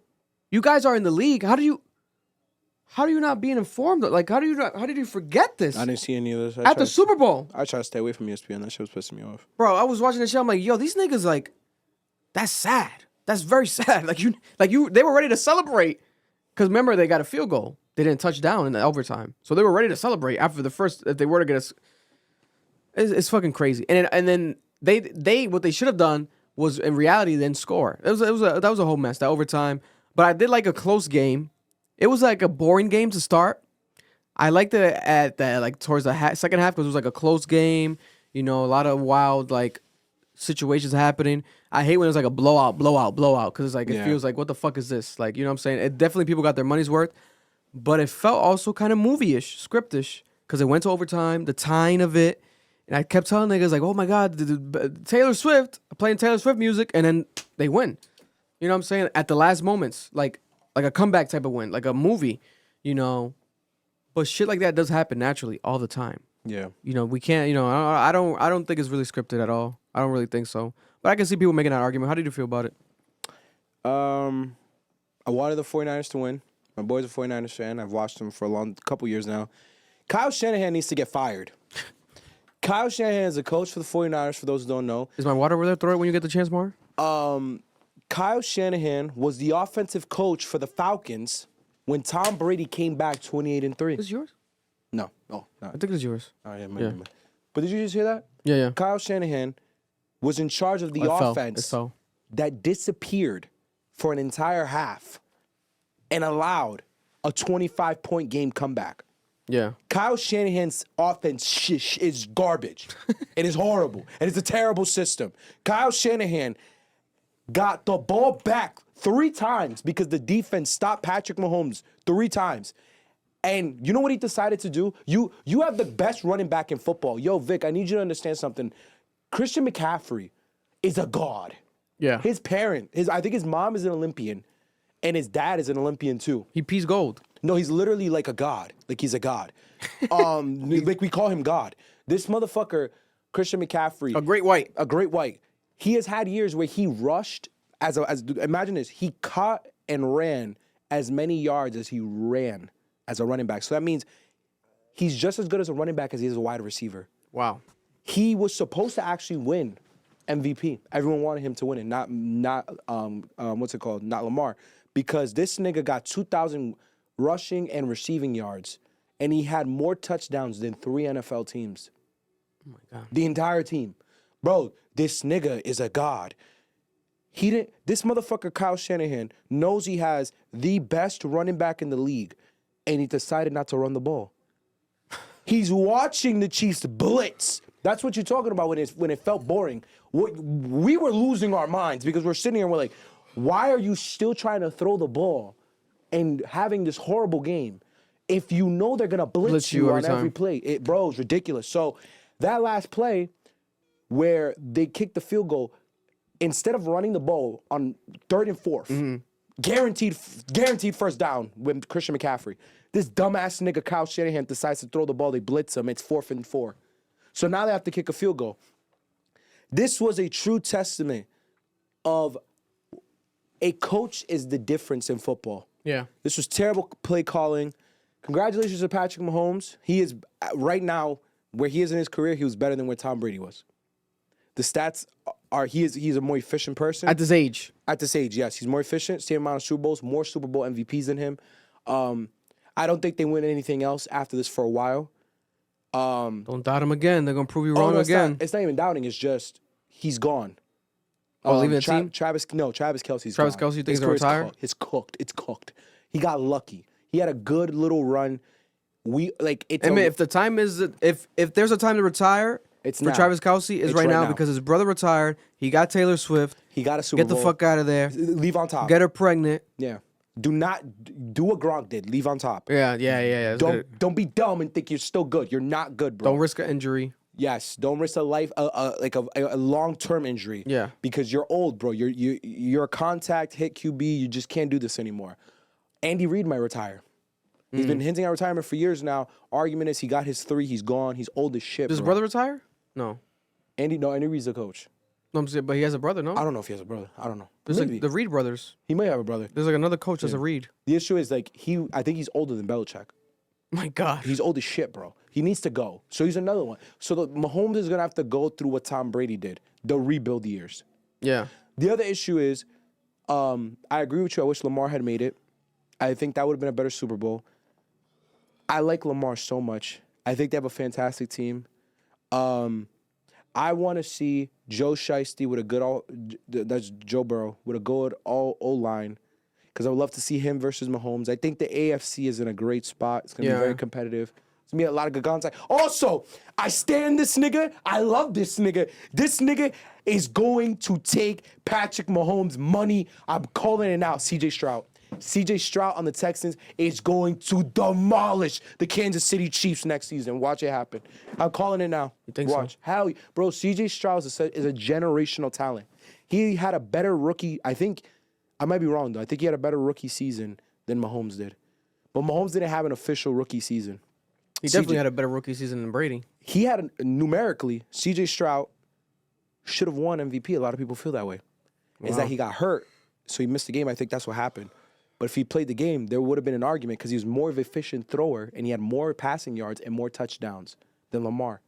C.J. Stroud is going to eclipse Patrick Mahomes. This is going to be so interesting. We shall to see. The future of football. C.J. Stroud. No, I've always heard good things about him. I saw his interview with Ox Money podcast. Shout out to Cam and Chase B, Travis Scott team. They interviewed him recently in Houston. Also, we saw Taylor Swift. She did not get proposed to, guys. I predicted last week she was going to get proposed to. It didn't happen, but she was there going viral. She was sidelined with Blake Lively and Ice Spice, watching the whole game. Obviously, a lot of celebrities in the building. Kanye West was there, Justin Bieber. The shit was a packed house. But when it comes to Taylor Swift, you know, she's on top right now. Extremely successful. Everything that's happening with the NFL is working towards their favor with the Taylor Swift actual cosign, the camera angles, everything in their fucking favor. Joe Biden tweeted something that was confusing right after the Super Bowl, saying, just like we drew it up with evil eyes, a photo of like him being evil, as if like he's a demon or like a superhero. So what's like a superhero that has lasers from X-Men? Cyclops? I think it's Cyclops. Yeah, it's Cyclops. He's not evil. He's a superhero. He's a superhero, but he has like moments of like, because he killed his own girl. No, his girl killed him. He killed someone though when he took the glass. Who did he kill? That was like someone he loved. Oh, it was his girlfriend. Yeah, some shit like he that. Killed her by accident. But yeah, the girl. That's like some The Boys shit. You guys should watch The Boys if you haven't. You don't remember in the movie he ended up with that the one that's the other X-Men girl, the one that's mad OP. She ends up offing everyone. Yeah, I forgot her name. Yeah, he ends up with her. I guess in the comic and in the movie, she offs him. Joe Biden's on that type of time. Listen, very confusing, especially because of the timing of it. During the wars going on around the world, you really don't want a president to just be on some bullshit. His social media team needs to be fired completely. The shit was kind of weird. I'm like, what the fuck is going on here? Because he didn't even at the Chiefs, so you didn't even know what he was talking about. But you could assume it was the Super Bowl. But I guess he's a Chiefs fan. They said he was there. I swear we saw him and I was looking. I'm like, yo, this looks like Biden, but they say that he wasn't there. He might have the clones. The clone's already out, guys. He started the clone shit early. They're saying that Ice Spice is a part of the Illuminati because Ice Spice was at the game with Taylor Swift and she didn't know nothing about football. She was watching and asking, I think it was Travis Kelce's sister about everything. She was telling her, breaking down the game to her, the play-by-play. And then Ice Spice was seen wearing an upside-down cross, which is actually a gift from Playboi Carti, a opium cross chain, and she was throwing up this symbol, and people are saying it's demonic symbols. She was throwing this up, and she was going like this with her chain. I don't know if I really believe this shit at all, because, my theory is that she was throwing up Y2K. She was born on Y2K, and her album is dropping Y2K, and her album is called Y2K. Well, if this means Y2K, then my theory stands true. But this was the chain she was wearing. Playboi Carti posted her the same chain. And she was also wearing Balenciaga. And Balenciaga is known for having ad campaigns with child pornography, right? But I don't know, man. This is a pretty one of those moments where like so many people watch the fucking Super Bowl that shit just goes viral and they just assume shit from just watching it, right? You got millions of people watching it. It's the most watched thing of the entire year. So they're gonna assume that random conspiracy theories. There's like 1,000 conspiracy theories overnight because of this shit. And one of them is this Ice Spice shit. Now, do I think she's a part of Illuminati? Hell fucking no. Now, do I think that she is lucky as fuck because she's friends with Taylor Swift now and her career is blossoming? She has a song with Taylor Swift. She went on tour with Taylor Swift. And now she's kicking it with Taylor Swift. And she's probably going to be, if the wedding does happen, you can definitely see Ice Spice. It seems like at this point, one of Taylor Swift's, what it is when girls have people during the weddings? Or bridesmaids. A bridesmaid. Imagine Ice Spice being a bridesmaid for Taylor Swift. Be for real, bro. I'm being serious. You think the devil likes big booty hoes? Yeah. What? The devil? Yes. Who's the devil? What do you mean? What do you mean? You mean in general? She sold her soul. The devil likes big booty hoes? Oh, 100%. Nigga. If the devil wants a twerk fest, if you know what I'm saying? That's a great bitch. Top. Oh, shout out to Lucifer. Lucifer, gentlemen, honey, I'm about to break. But I don't really think that she's satanic. I don't think that. Marlon sent me the clip. There's like a lot of clips. That clip has a lot of views too. People really believe this shit. What did I send you? The Ice Spice Illuminati clip on TikTok. For real? Yeah, that's hilarious. Yeah, people really believe this shit, bro. I do not believe it. But it's funny to see. It's the power of social media. Moving on. Last topic before you guys get into the Too Many Opinions Girl podcast that's gonna play right after this. Shout out to them for stopping by. Usher's halftime show.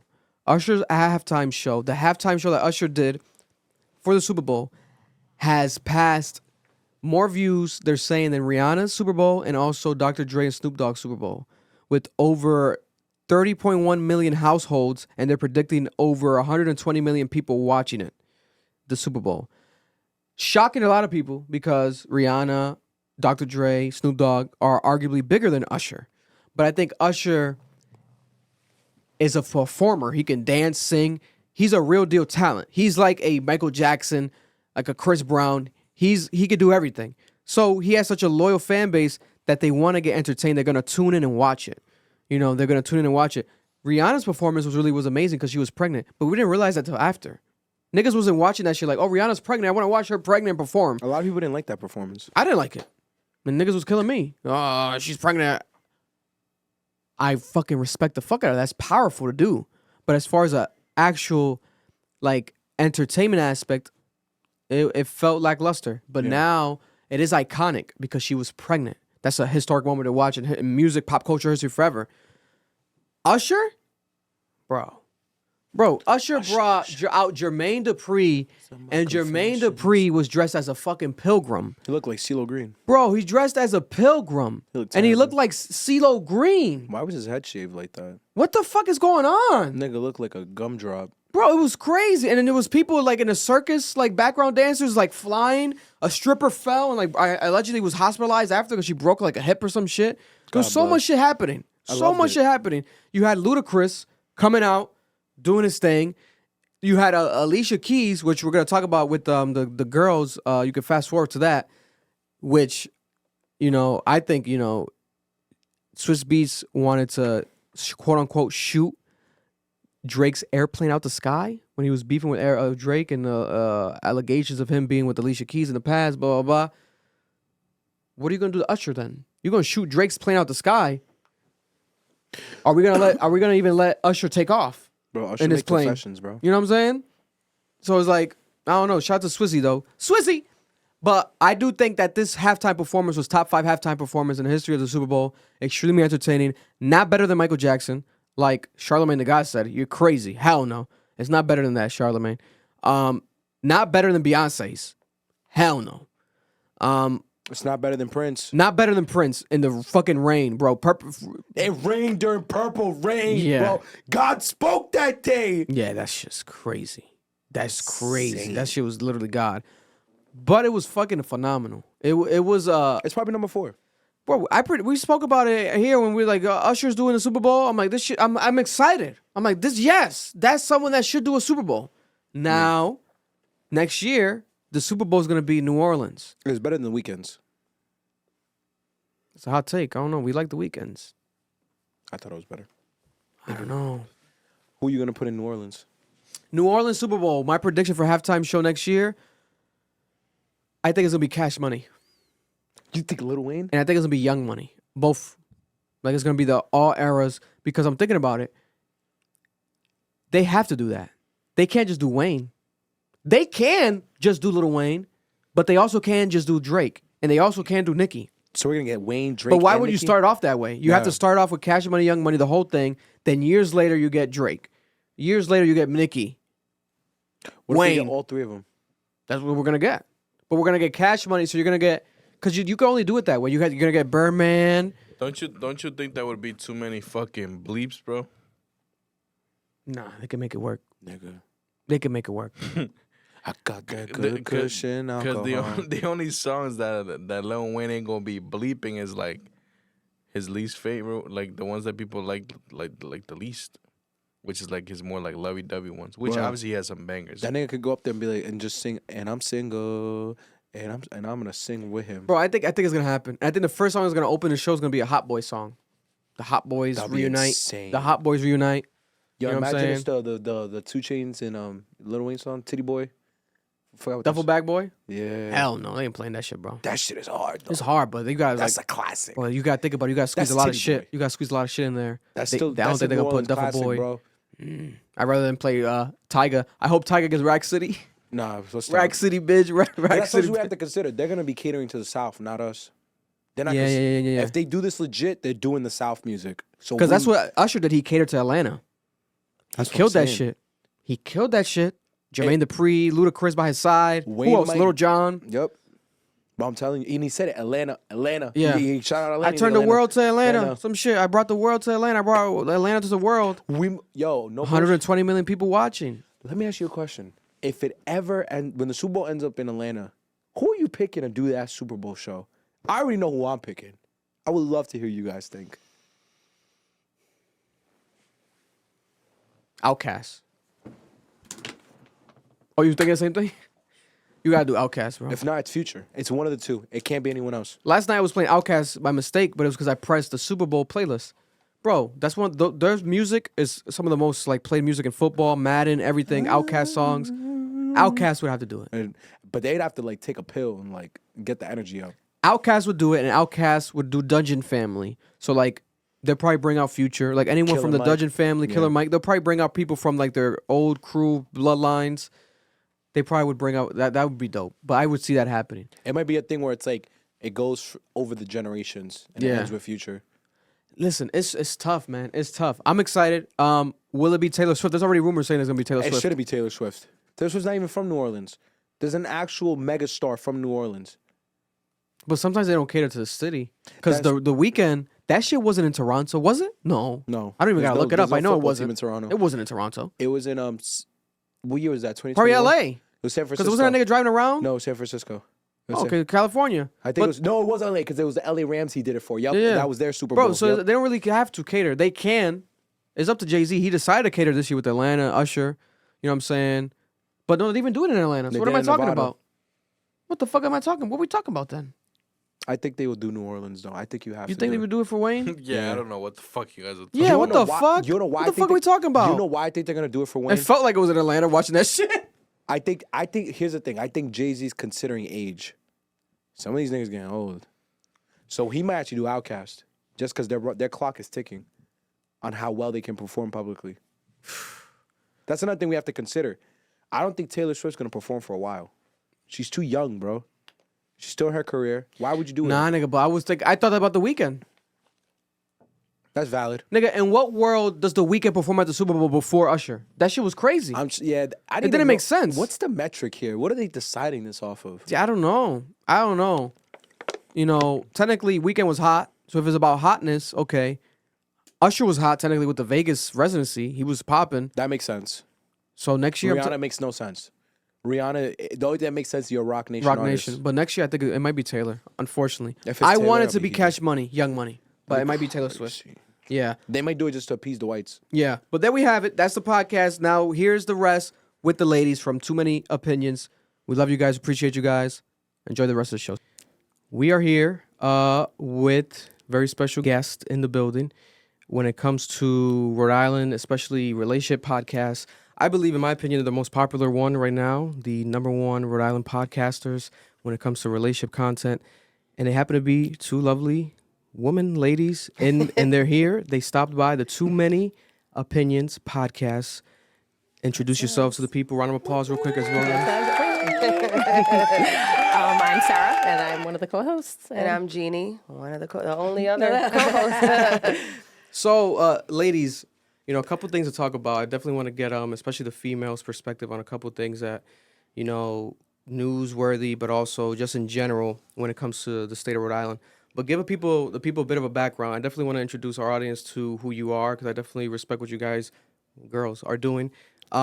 So when did the podcast start? Like, what's the initiation of the Too Many Opinions I love this. podcast? Because I've been doing my research and I've been listening and watching for a while, but I did see you guys obviously are seasonal and everything. But when was the actual creation of this and the name and everything?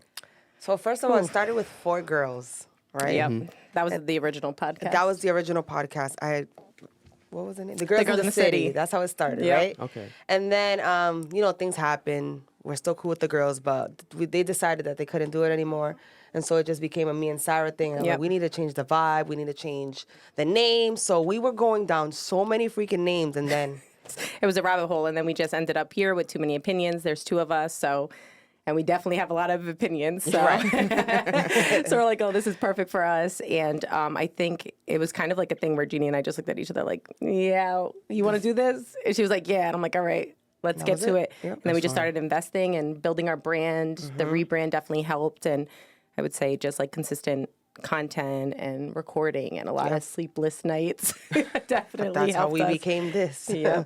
No, that's awesome. And then when it comes to, so the podcast started with those girls.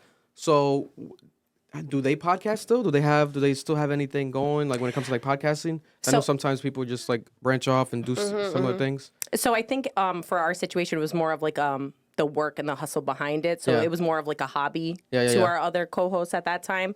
And for us, we wanted to take it serious, take it to the next level, and really like put us on the map and become like our own brand. So I think Yeah. the work behind it is sort of what made us branch out. Drift us apart. Okay. But yeah, they have their careers and stuff like that. We decided to have our careers plus do the podcast. Yep. They couldn't do both. Wow. Okay. And then when it comes to your actual inspiration, do you guys listen to podcasts, and are you fans of like specific podcasts that made you, you know, create your own, whether it was locally or like on a major scale, you know, like, because a lot of times that's what ends up being, like a podcast inspires another podcast.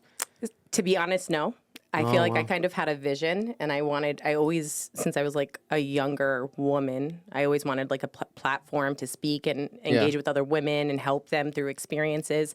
So I feel like when we sort of started, I'm like, oh, I say it all the time, Charlie, I feel like this is what I was made for. So there was nothing for me. I don't know about for Jeannie, but. For me, I moved to California for 6 years from Rhode Island, and I was just obsessed with just content creation in general. And then I always have a lot to say, so I'm like, I'm just going to put 2 and 2 together and continue that way. Wow.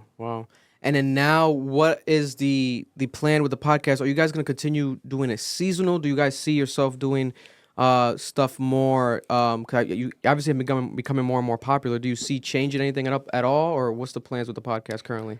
It's as well for, like, I think it's going to stay seasonal, but we're not really going to, seasonal kind of like, we're not going to stop recording, but it will probably take like a week or 2 in between a new season because it's 20 episodes per season. But we don't plan on stopping because, you know, the second you stop, you literally have to start all over with the algorithm. So it's like, we decided for seasons because we didn't want to get like burnt out. But now it's like, it's a hustle, so now we can't stop. So we got to figure that out. Right, because I feel like there was a point where it became stagnant when podcasting. I don't know if you guys experienced that before, but it almost got like dry, and we were just hustling and recording and pushing out content, and then it felt like nothing was hitting. So we were like kind of in that dry spell, and then it was like, boom, we hit again. It was like, okay, now we know that we can't stop. We have to continue to post, but we do it now like where we're able to record with breaks and have like the in-between, but yet still push content and have like other platforms that are sort of where we have our specific like fans and subscribers too. So that's dope. Okay.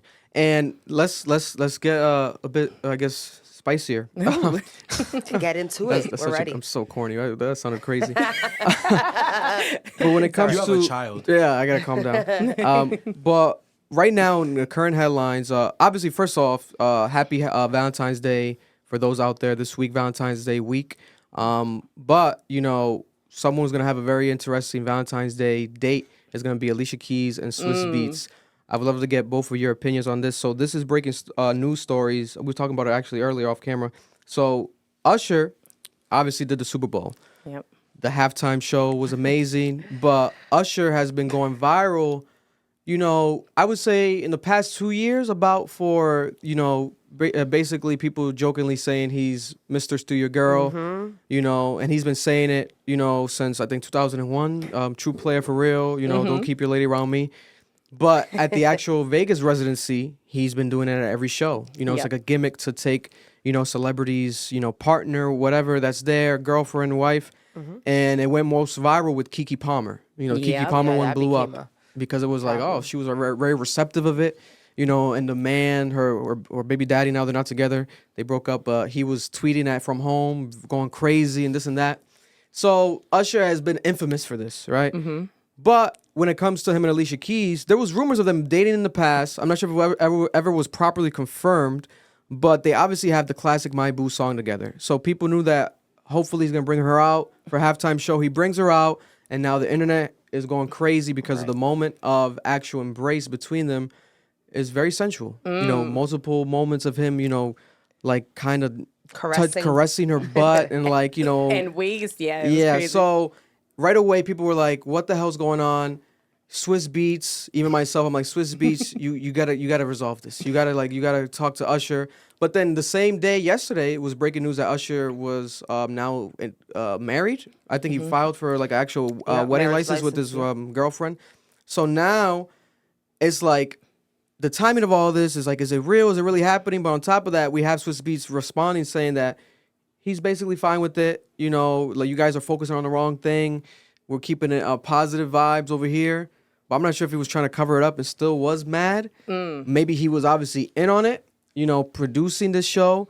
But in general, what's your thoughts looking at this right away? Is this something that you feel like he was out of line for when it comes to Usher? Like, who would you blame in this case if you are in a relationship? Oh, okay. So this is like a double time. You want to go first? Yeah, like okay.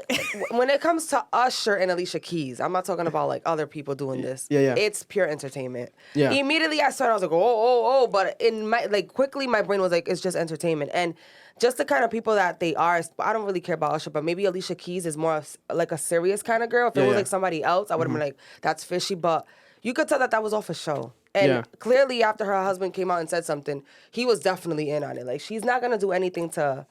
I don't think. Damn, I disagree. I disagree. And the reason I disagree, people feel like people read into things too much. You know what it is? I feel like that embrace from behind, and she did that little open mouth laugh. Yeah. That was like caught off guard because that wraparound, the hand placement, she was like, "Ooh," but we're already here in the moment. Like, what are we supposed to do? And then I'm thinking to myself, like, if I was married and that was my husband and I was watching, I would not think that was acceptable behavior, even if it's a performance. Like, there's boundaries, and Usher's known to not having boundaries. Yeah. But it's like, I feel like you could see that there was chemistry. Like, there was like, she's like, ooh, I've been there before. Like, you've hugged me like that before type shit. No, that shit was definitely, I definitely felt like, you know, a bit of both, what you're both saying, where I'm like looking at this shit, I'm like, damn, this is like extremely entertaining, but I'm like, hold up, like Swiss.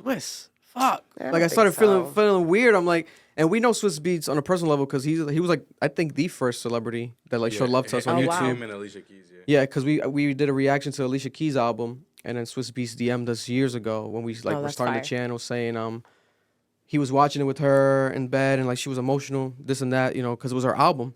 I think it was the Alicia Keys album, like her name at that time. Yeah. And I was like, oh, this is crazy. This is amazing. We couldn't believe it. So kind of ever since then, we've had a bit of more of a bias when it comes to that couple because they're pretty cool with us. Yeah. But I felt like, damn, I'm like, I don't know. But how many times do like celebrities now do videos like kind of like it's like an act?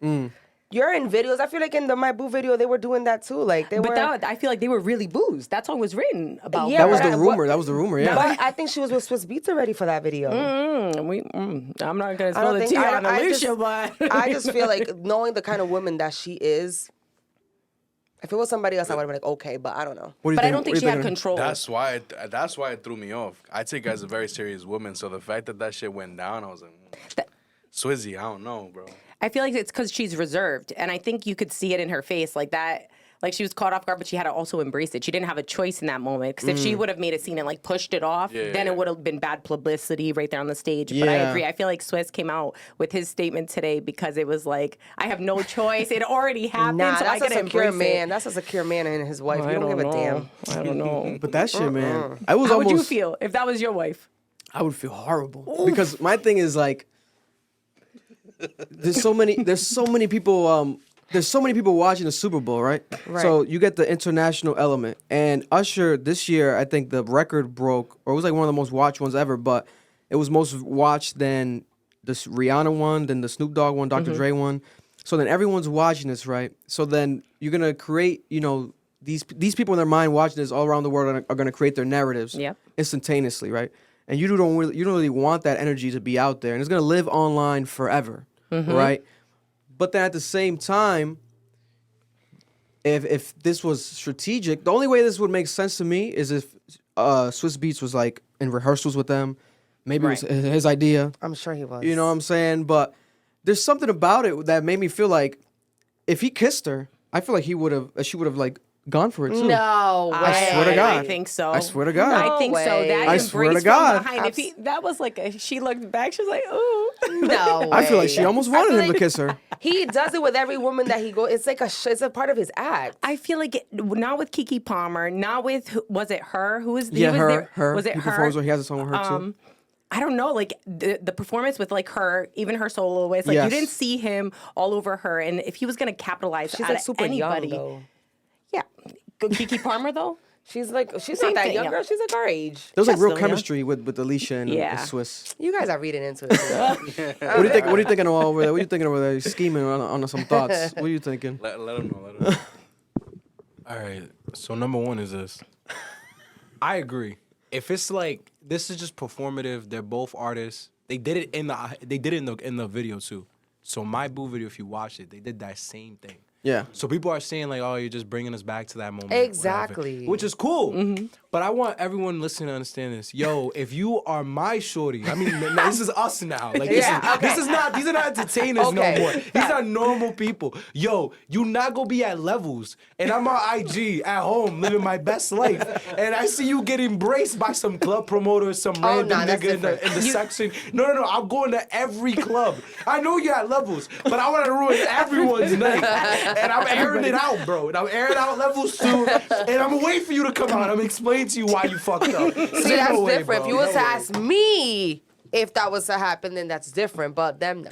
Yeah. But is it? I feel like isn't it more of Alicia Keys part? Rather, shouldn't he be mad more at Alicia Keys than Usher? No, because what is he supposed to do? Stop her?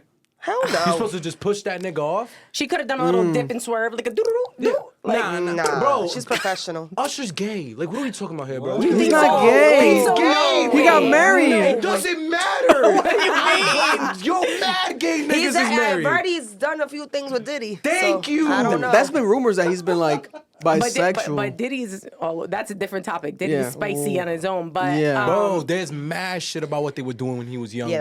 I mean, I believe that. I feel like he could be bisexual. He could be bisexual, a little hopping on both sides, a little booty bandit, and a little. Okay, so if he's bisexual, I still don't care because they're both entertainers. Okay. Yeah, that's what I'm saying. That's still your wife. That's what I'm saying. It's nothing serious. Yeah, but Swiss Beats is a prolific. Yes, he is a prolific producer. Yeah. He understands it's the game. She got the bag off that shit most likely. Yeah. I don't think that nigga cares, bro. Yeah. I think what he was concerned with the most was her voice. She sounded terrible. Oh Yeah. my God, It was bad. And now they edited bad. it in the YouTube. When you watch it on YouTube, they edited it and they fixed it. Really? I've never heard Alicia Keys sound that bad in my life. And I think that's another reason why I think she was surprised, because when he embraced her, there was one time where he touched her in a way like you could see she was visibly uncomfortable, and her pitch changed, like the note that she was singing was off. And if that was rehearsed, why would her note change? Yeah. Like, I don't know. Some chemistry there, bro. You know what you I think there's some chemistry. I'm sorry, but Usher's so ugly. There's no chemistry there. That used to be her boo girl. There's some chemistry, you know. I don't know. I don't think any of my ex-boos are cute anymore. Oh, so you think that? So if it's your ex, if you have a relationship with someone and they become your ex, they become less attractive automatically? Yeah, instantly I agree. unattractive. I I'd be agree. like, what was I thinking? Because sometimes you have like the eyes of love, and he could have a bug, and you're like, it's all right, I don't see nothing. And then after, when you guys break up, it's like, oh. Yeah, you be like, damn, that bitch's forehead is big as hell. No bullshit, though. No bullshit. Like, damn, he was ugly. Like, he was a solid 4. Like, damn. Right. No, for real. You be like, damn, I really was out. I was down bad publicly. Right. Publicly. No bullshit. That's crazy. I was owning that. I was claiming that. That's my man. Seriously. Yo. Like, you said that with pride, and niggas looked at you like, damn, you claiming that? Yeah. Right, Facts. right. So now moving on, when it comes to right now, it's Valentine's Day. Let's say Valentine's Day, and when it comes to relationships, every year it's like always trending, like guys tweeting of like they either don't know what to get their girl, they got their girl, this and that, or there's like a celebrity that gets like a major gift for a girl, and then everyone's like, oh my God, you're making it hard for all of us out here, right? But in your opinion, in two opinions, again with the corny lines, what is the best thing a man can get a girl for Valentine's Day? Effort. Putting in effort behind like your time, the thoughtfulness, what you're going to do, like the effort you put into it is better than the gift. Like if you thought about, I'm gonna get her some flowers, I'm gonna pick up our favorite takeout, plate it on a nice plate, put candles on, she's gonna come home, she's gonna see it, there'll be like a little gift on the bed wrapped up, like you put in effort. Yeah. It doesn't have to be millions of dollars. I mean, that's my opinion. Other girls are gonna come on here like, oh, I need 10 bands or whatever. Like, no. Like, that's just the truth for me. Like, I don't know. She ain't never seen 10 bands in her life, too, bro. Crazy. Like, the many things you've never seen is crazy. You can manifest it, but like, nah. You're right. You barely got $1,000 on you, sis. Like, calm down. It ain't gonna be. So yeah, attention to detail for me. Attention to detail. Like Okay. you have to like listen to me throughout the months before Valentine's Day. There's so many things I say I like. If you come out of nowhere saying like, get me something that I said that I liked back in freaking October, that shows me that you pay attention to what I'm saying because I pay attention to what you're saying. Yeah. So attention to detail for sure. Okay, now tell us what guys like for Valentine's Day, because that's what we really need to know. What do guys like? Sick of guys. Listen, I'm kind of a old school traditional man. I feel like it's I feel like it's not really about the guy. You know, I feel like Valentine's Day is about the girl. But I was the type of guy though. This is bringing back memories now, but to think about it, and shout out to Robert L. Bailey. But in elementary school, I was the type of guy to buy all the female classmates those Dollar Tree cards, the Valentine's those. cards. Okay. And I was always like writing little personal notes on them, little candy, little something. Oh hell yeah! That's the vibe. He was that guy. Yeah, and then the girls, the guys are all like guys in class, with the boys in class. Like if they didn't get nothing, I'll be looking at them like, yeah, you guys are whack. You trying to make sounding like a whore sound wavy. But that's not being a whore. It's being a gentleman. He was being he was courting the whole class, not just one person. You could my parents probably remember. You could ask my parents. I remember going to Dollar Tree every year going to Dollar Tree and getting and then there probably was like a special one or two that would get like an extra, like a larger card. Yeah, like a larger card or something. Three candies. Yeah, something like that. But yeah, I thought about that. What do you gentlemen think back there? You think you guys deserve something on Valentine's Day? Is it an equal type of holiday, or is it just for the ladies? You can go ahead, bro. You got that. Number one, I don't want that goddamn chicken Alfredo, bro. That shit is terrible. You don't want it? That's all girls make, bro. Okay. It's every year. It's chicken Alfredo. I like it though. Nah, every year, bro, it's crazy. That's crazy. That's Okay, crazy. continue. That's crazy. I'm speaking for the men. I'm speaking for the men. Okay, speak for them. Yo, number two, box is not a gift. Wait, Sex is not a gift. Okay. Really? Okay. Sex again? Like, again. Oh my God, I didn't know. What if it's like? Oh my God, I hadn't predicted that. What if it's like special sex? Like What is special sex, bro? Maybe she's gonna put it in your butt. Exactly. I don't want it. That is crazy. That sounds like they're cursed. That sounds like you're cursing me. Some people like it. Well, yeah. But that's my thing. If you take a day in the year to do like things sexually, like certain sexual things, it's like, that's not really considering your partner's wants. Like, you should have to wait for Valentine's Day to do that. So I just think sex in general should not be a gift. I agree with you guys. It should be about effort. Because when it comes to guys, like, I know this, and guys will never say this, but, like, it really is just a simple shit. Like, just thinking about, like, what is, like, the shit you need. Socks. Niggas really love socks. Yeah. I fucking love socks. See Like, that? underwear, shit like that. Get this man some socks. Yo, give me some socks. He needs some socks. We gotta get some socks. Give me some socks. Because that's the thing. Like, I agree with y'all. Like, it's so easy to buy a girl a gift because she'll tell you for the whole year what she wants. You gotta just think about her interests. And like, I agree. Like, it should be the thought. I would never in my life buy a girl like a $2,000 bag. Like, that's straight consumerism. Like, that's not realistic. Like, even if you have it, it's still like, what does this even mean to you? Like, does this really like mean something to you? It means that I want it. You want the $2,000 bag? Yeah. Okay, that's different if you actually want it. But it's like, do you actually It sounds like a broke boy. I don't know. I'm sorry. If you're broke, just say that. Because here's my thing. There's really like a culture of like you have to like have the highest price tag. You have to that's a lie. Yeah, and it's like it's not fair for most of the population. But even if you do have it, it's like, do you actually want that thing? Yeah, do no, you I have some understand. connection to the gift, or are you just consuming to be a consumer? Right. And it's like, I feel like if you're gifting somebody something, it should mean something. So. I do have a advice for the ladies. This is one of our clips that have gone mostly viral because of what I said. But there was a year that I told my boyfriend, he asked me, what do you want for Valentine's Day? I said, nothing. We was in LA, money was kind of tight, so I was being considered. I was like, no, nothing, blah, blah, blah. But I didn't mean nothing. A little I just meant don't go crazy. But I just Then learned. say that. Right. So that's what the point I'm getting at. So I'm learning that men are not like, you have to be literal with these men. Like, don't get me nothing crazy, but I want something. You know what I'm saying? Yeah. In my mind, like when my boyfriend goes, I don't want you to do nothing for me for my birthday. In my head, that means I'm gonna do something. I'm gonna do a surprise party. I'm gonna do something. But in his head, he really means I don't want nothing. You know what I'm saying? So I just feel like ladies, be literal, because these men don't catch the hint. They just don't. Yep. And I also feel like men need to be literal too. Like if you want to be solid, like you said, you're more of a gentleman, but deep down inside, would you feel good if your girl got you something on Valentine's Day? It made you feel special as well? Right.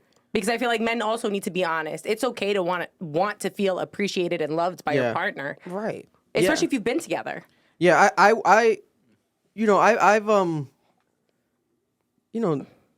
gotten gifts every year, and they tend to be very you guys know how she is. She's very Yeah, she cares a lot. Yeah, so thankfully. But do you truly care to get a gift, or you just? I always say I'm very thankful, but I always say like I don't want nothing.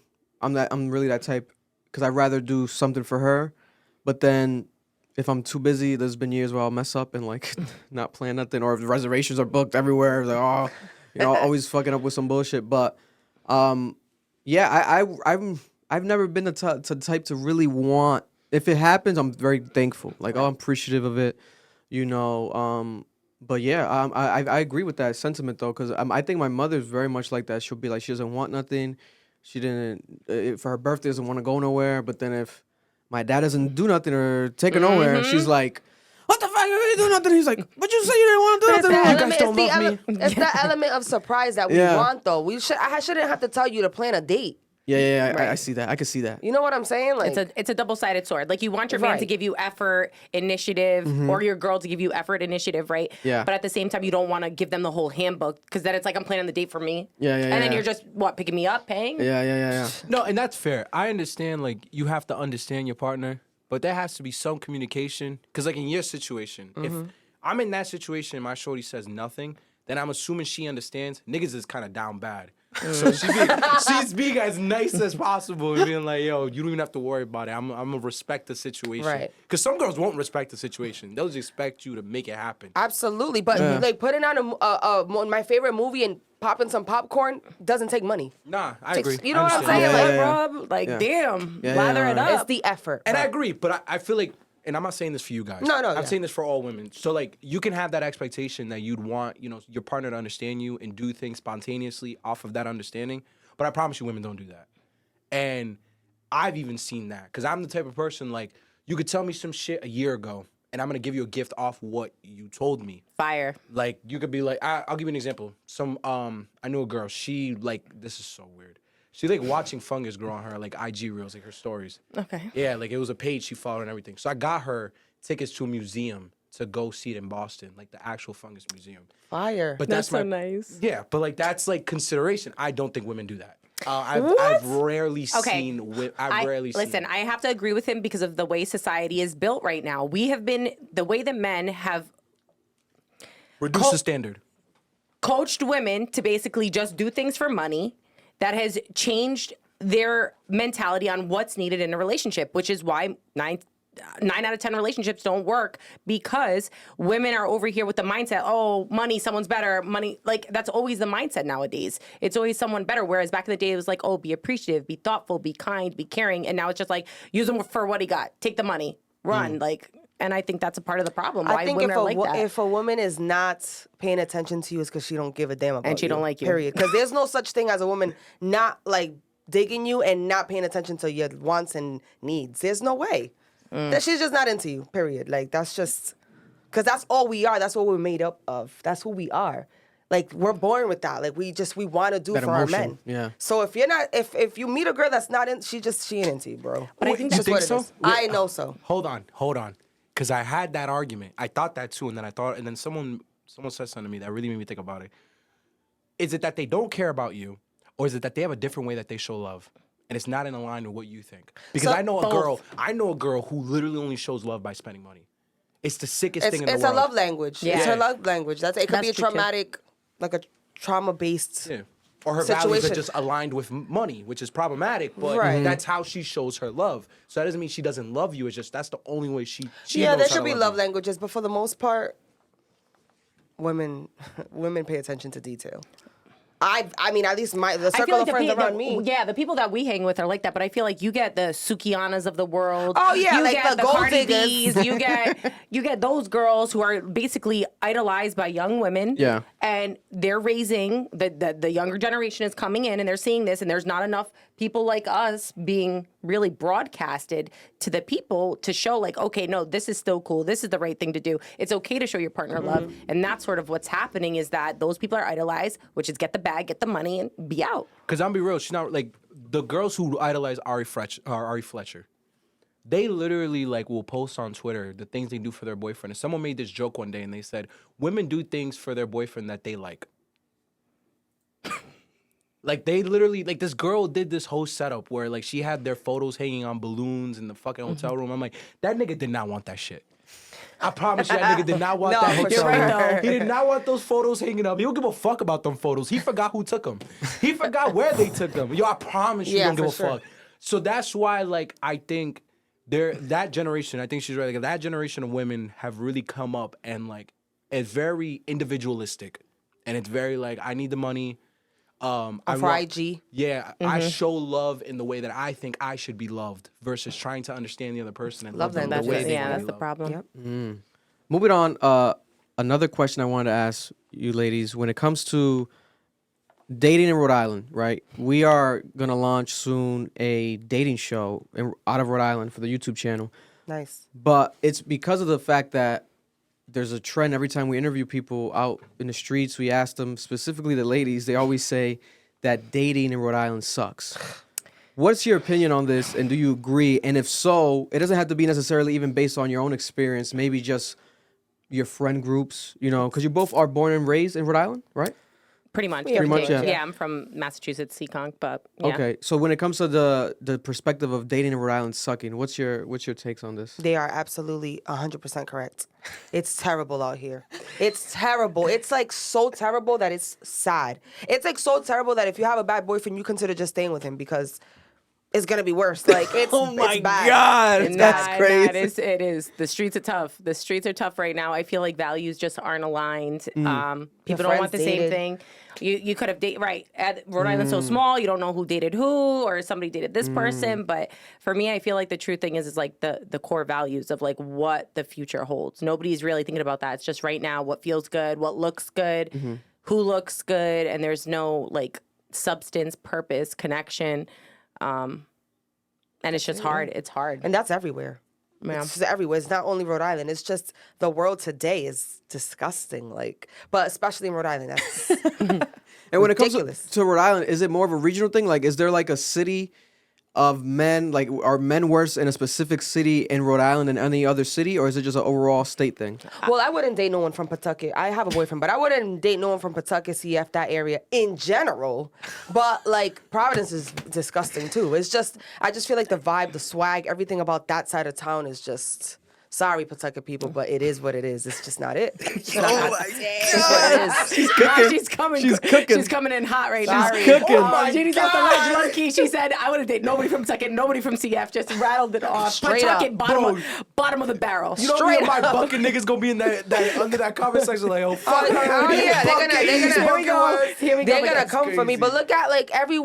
I think there's a TikTok going around like, what's the worst city? And everybody says it. Pawtucket.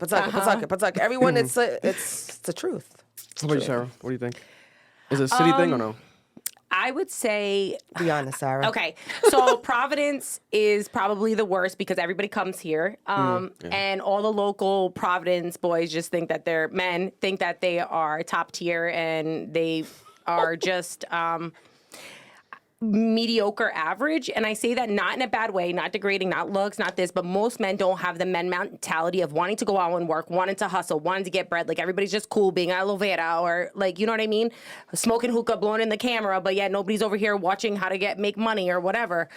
So I don't know. I would say Providence is probably pretty bad. I wouldn't count out Pawtucket or Central Falls because I feel like the numbers in Pawtucket are even in Providence are even worse than the bucket. Right, but let me ask you this real quick. Just think about like swag and looks. Okay, be honest. Okay, the dress. If we're talking about how one's dressed, I would say yeah. It's just all bad, to be honest. CF is pretty bad. Providence is like you're getting like the fucking Dominican tight jeans still. Like there's no swag. Everybody just looks the same. So. I love it. Listen, what are you gentlemen? With any rebuttals over there? Two Providence men in the building. Sorry. It's about to cook us right now. Go ahead. My jeans ain't tight. Let me see. Stand up. I think they are loose, right? Oh, they are loose. Thank God. When did you do the transition? When did you do the transition? Because I know they was tight. You look like you was wearing Vans with skinny jeans. She's not my body. With Sperry's. I'm not having it. With Sperry's for sure. She get her jokes off. I'm let her have it. No bullshit. That was funny. That's not my bag, but that was funny. Okay. I felt offended by the hookah smoke in the camera because that was me. But I'm gonna let you have that. I've never been in Lovera though. God bless. Okay, good. We got one still in the market. Shout out to Lovera. Yeah, it's not my vibe, but shout out to everybody there. Yeah. But I fully agree with the men. The women in Rhode Island are pretty terrible. I agree. Really? Yes. I agree. I think there's obviously with anything you say, there's outliers. And there's some great women here. But I think like when we start talking about like the nitty gritty shit, like, yo, why are you on that flyer? Facts. He's crazy. Yo, Yes, he's crazy for that. Let's do it now. Because they got a free bottle. They got a free bottle and a free table. What's wrong with a free bottle and a free table? Have some goddamn shame. Literally. Because you know what that is?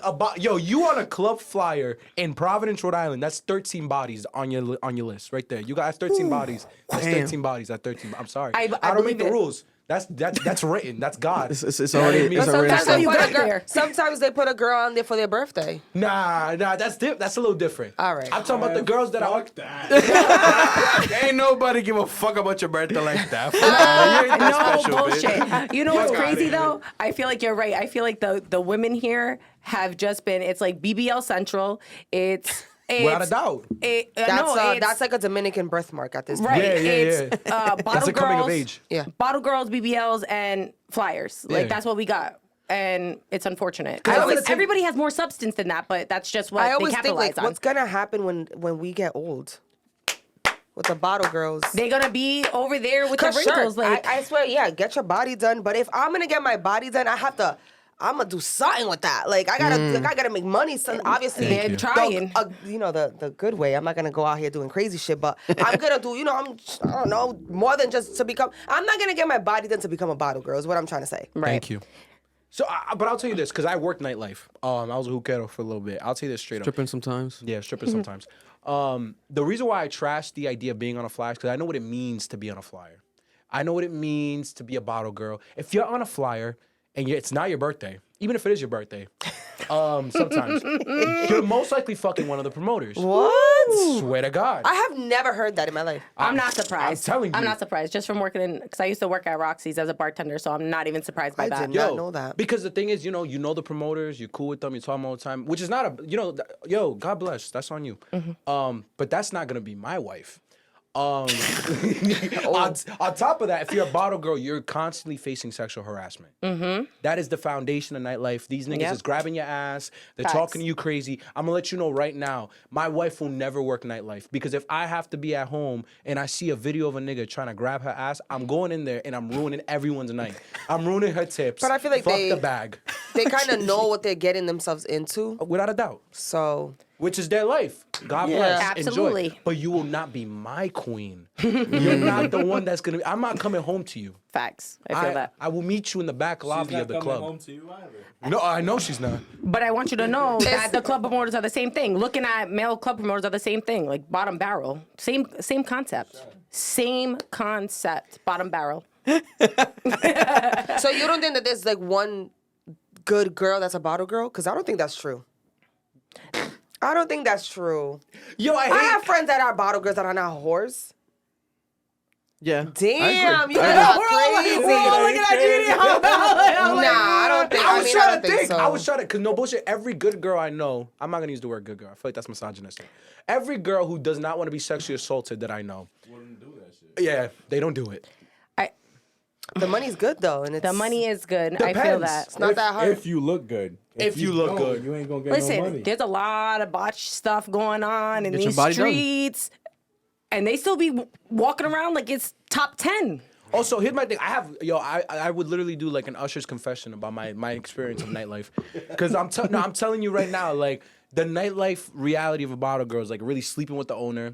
Ooh. Whoa. Botched. No, this is a thing. This is my point. Like, when men tell me I'm like wrong for not wifing a bottle girl, I'm like, bro, I know the game. Yeah. What are we talking about? Like, let's be honest about what's going on.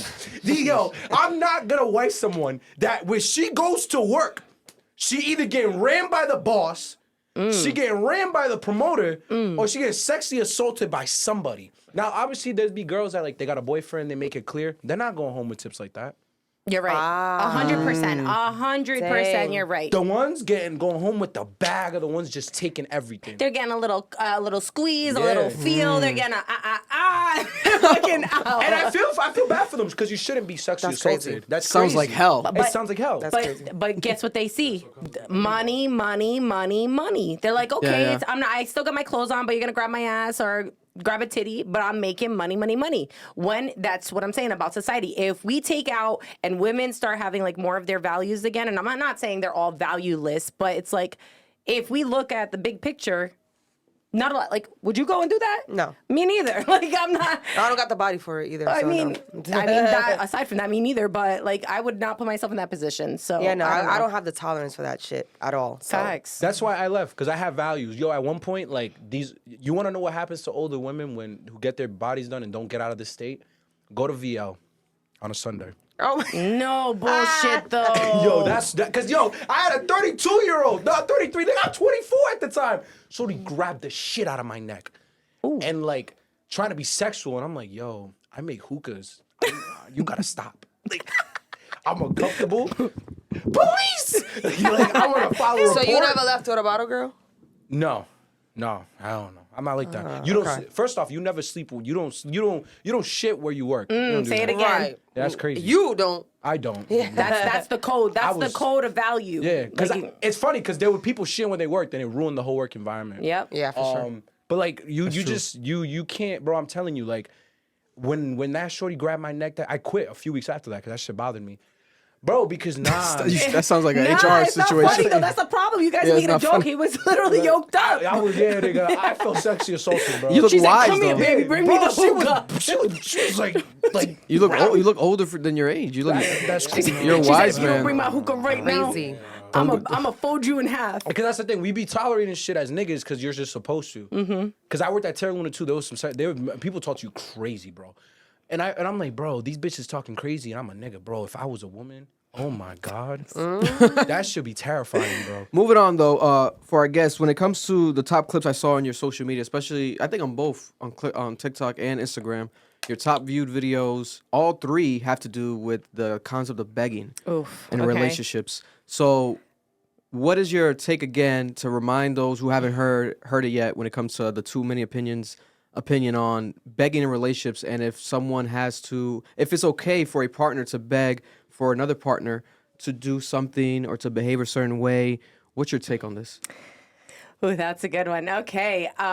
So through experience, I would say that I learned that it is not acceptable to have to go into a situation or be in a situation where you're constantly begging your partner. Now, there's limitations for everything. Like, it's okay if you want to ask your partner multiple times and you want to make it work, but there comes a point where it's like, if you're just constantly begging for the bare minimum and you're not seeing results and they're not willing to change, it's like, at what point do you have to sort of look in the mirror and determine, like, okay, this isn't for me, this isn't serving me, it's time for me to remove myself? Because when the time comes and you actually do that and you see, like, the light on the other side, it's like, wow, I begged for all of that, I couldn't get it, but then someone's willing to come in and give that plus more. But then there's like the other side where you do see the reward of that. And I'm going to sort of let Jeannie take it from there.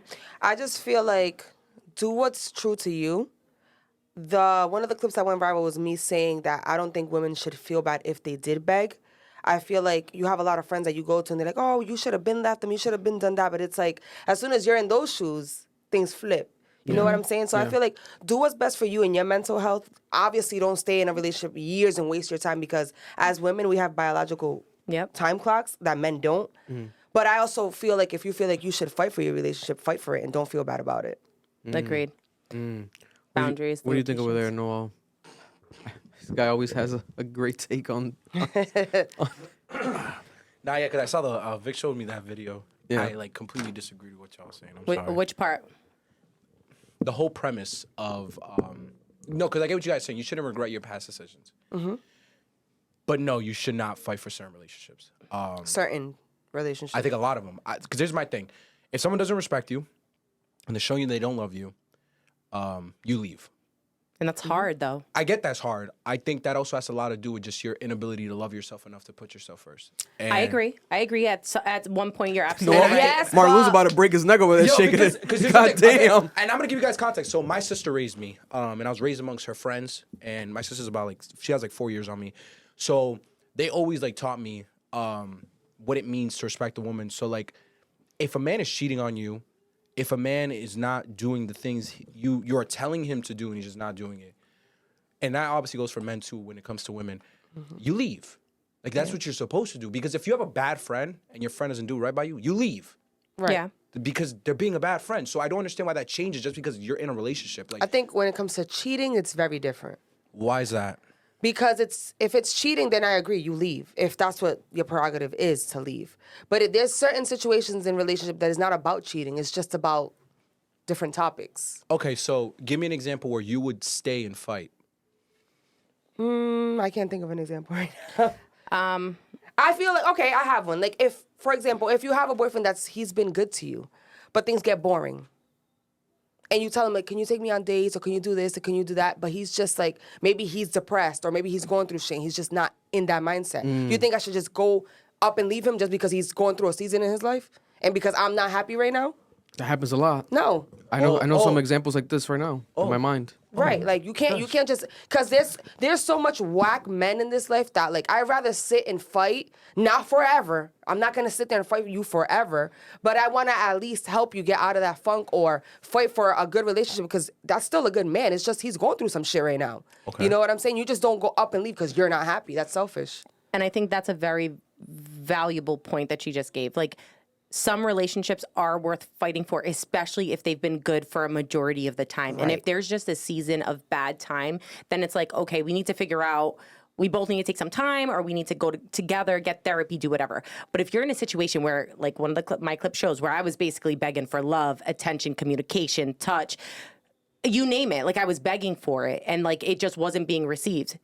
I knew that it was my time, that it was to go. It was my time to go. You know what I mean? Like, I can't make somebody love me. And you, all of us in this room, can't make anybody love them. No matter how much you love that person, you can't make another person love you. Now, that may come after, but at the end of the day, like, you have to do what's best for you at this moment, at this time. And also, in your defense, too, with the whole begging video, you also have a child. So it's like you want to fight for the child, too, which I personally do not agree with. Like, I feel like if you're not happy, then your child won't be happy regardless. But some people stay because they want to make it work for their kid. You know what I mean? So it's just different situations. Yeah. Okay, so I agree. They cooked you, bro. Let me speak, bro. Because this is a funny thing. Me and my boys talked about this. Because if you look it up, marriages are ending in divorce more than ever. And it's because no one believes in the vows that they take. You're not supposed to get divorced just because things aren't working out. It's through thick and thin. It's until the end. I think the only time you can get divorced, even in the Bible, is if you cheat. Exactly. So, because then you're violating the whole concept of your vows and your trust, whatever. I agree with that. I think you should never leave a relationship, especially if you're married, just because you're going through a rough patch. I think you're supposed to work through it through communication. My issue is I've seen situations where it's like women will sit there for like a year and deal with the same issue. It never gets resolved because the person's not trying. And it's like, you're just choosing to be here now. Like, this has nothing to do about what you guys had. Like, we're deep in this. This guy is still consistently doing this. And I've seen it with guys, too, where, like, they'll tolerate what a woman's doing. And I'm telling my boy, I'm like, yo, you keep talking to her. She doesn't care. So, like, you should just leave because it's obviously bothering you. It's a constant issue. You guys aren't behaving the same. Why are you still here? Because you're hung up on what it was, but she doesn't want it to be anything else because she's still stuck in her same patterns. Absolutely. But the thing is that you're not the one to dictate time for nobody. Right. A year can be a month, 2 months, 4 months, 7 years, 10 years. Like, it's when you feel ready that you can't take it anymore. And there shouldn't be like a time, like, after a year, after a month, because... Even if it's destroying you?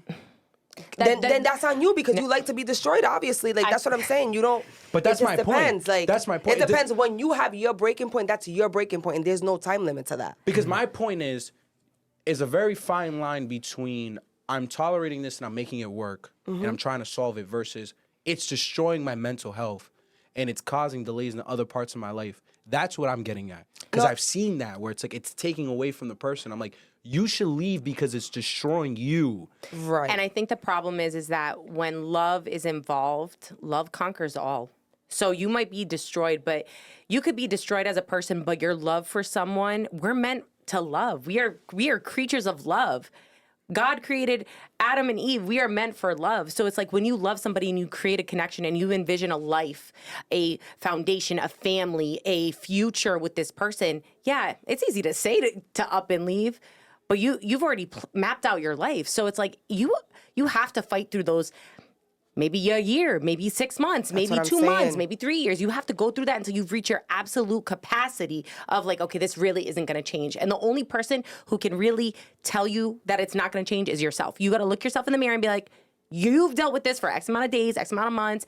You know that it's not going to change, so either you have two options. I say this all the time. You can either stay in the situation you're in, live it, own it, and know that your life is going to be exactly what it is, or leave and go through the growing pains, go through the depression, go through the heartbreak, go through the sleepless nights, the days you don't eat, where you literally feel like death. I don't know if you guys witness like real heartbreak like that, but like you feel like you've lost somebody. Oh, yeah. And like you have to go through that, and then when you finally reach the end, that's when you look back and see like, wow, I put up with that for so long. But I loved them, and I wouldn't change anything about it. I would fight the same exact way. And the reason why I say that you have to go on your timestamp is because if you don't, it's gonna be on and off. Get back together, break up again. Back together, break up again. I'd rather just stay for as long as I'm gonna stay and get tired, and then I'm never looking back again. Yep. You get what I'm saying? We don't read books backwards no more. Right. And I get what you mean. Here's my thing. The reason why I feel this way is because I've been through that hellish breakup where I was with someone for 3 years, met the family overseas, all that shit. I swear to God I was gonna marry this girl. She swore to God she was gonna marry me. Shit fell apart. All this bullshit happened, whatever. My thing was, through that entire experience, looking back, I always tell myself, I'm never gonna let that happen again. I'm never gonna let my mind deteriorate and my personal health deteriorate to a point where I lose myself. I feel that. And I can't understand why other people don't have that same provocative when they leave these type of situations. They just keep recycling their same problem. But you went through your process. That's what I was just going to say. You went through that. They wouldn't happen to me again either. But here's my thing. No, here's my thing. This is where it becomes a societal problem. Because it's easy to say, just let people figure it out. Until they start having kids to fix their problem. You ever seen that commercial where the guy slaps the tape on the fucking leaking tube? No, but I know what you're getting at. You're literally, it's like, oh, put a Band-Aid on. we have a giant problem. Here's a child to fix. For sure. And then the child is in the middle. Like, I've seen it a million times. Oh, yeah, for sure. Which camera am I looking at? Children do not fix problems, period. period. They think it does. They think it does. But it does not. It does not. It only makes it worse. And you know who suffers? The child. Every single time the child suffers. And this is my point, because there are more women, and I'm sorry to interrupt you, there's more women, more and more having children with multiple men. Like, this is an ongoing thing. But that's Single motherhood and children with multiple men is a growing thing. And that is a problem. You could say it's on them, but it's the society. Because now this child has no father. They're being raised in a household with one mother.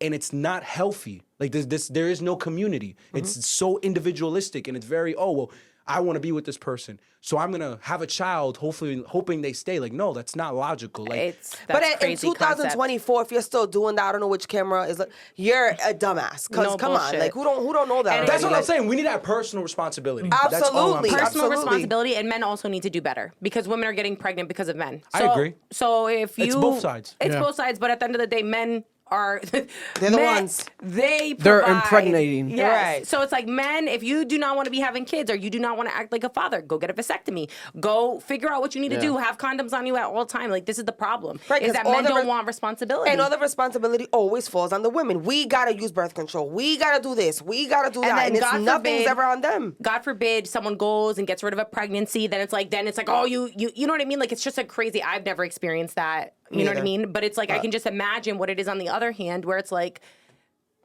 women just always we always have getting the bottom barrel of like having to figure it out, no matter what the situation is. But it's like, men, if they played their part a little bit more, we wouldn't be in this situation either. Right. So it's definitely on both parties. Speaking on relationships and children, perfect segue to the next question I had in mind. I talk about this a lot with my friends because damn near all my friends are single. You know, I'm like the only one in a relationship. So when I'm talking to them about girls, a lot of the times single men, they tend to be turned off by the idea that a girl has a child. Oh, she has a kid. Oh, she got 2 kids. You know, but as we get older, I feel like it's inevitable. It's gonna happen. Yep. Like everyone's gonna start becoming more of an adult, children, you know, their life experiences. So why do you think that that's such an issue for men, or maybe in relationships in general? Do you guys believe in, you know, that being a let's say turn off if you were to partake in, you know, looking for a relationship and you find out the man already has a child? For me, it is. And it's so funny, we go through this all the time. For her, it is she wouldn't date a man with a child. For me, I would only date a man with a child. Oh wow! Yeah. And it's the simple reason because I don't have kids and she has a kid, and so I feel like it's easier for her to date someone with a kid. And I'll let you speak why for me, but for me, I feel like I deserve that first with a guy that doesn't have a child. I also don't want to be put second to a child that's not mine. And I know that if I date a guy that has a kid, I expect him to put his child before me. But I don't want to have to deal with that. You know what I'm saying? So I'd rather deal with a guy that doesn't have no baby mama drama, no responsibility like that. And that's just my take on it. Yeah. Wow.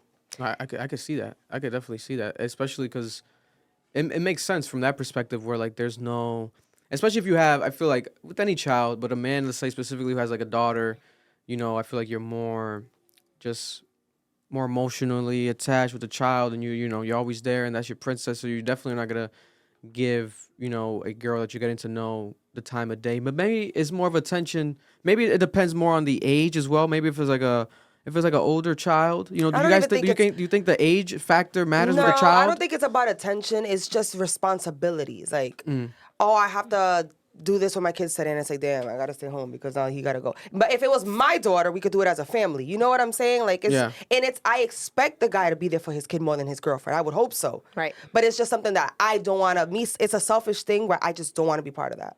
It's just too much for me. Okay, and then you gentlemen back there, why no women with kids? That's you.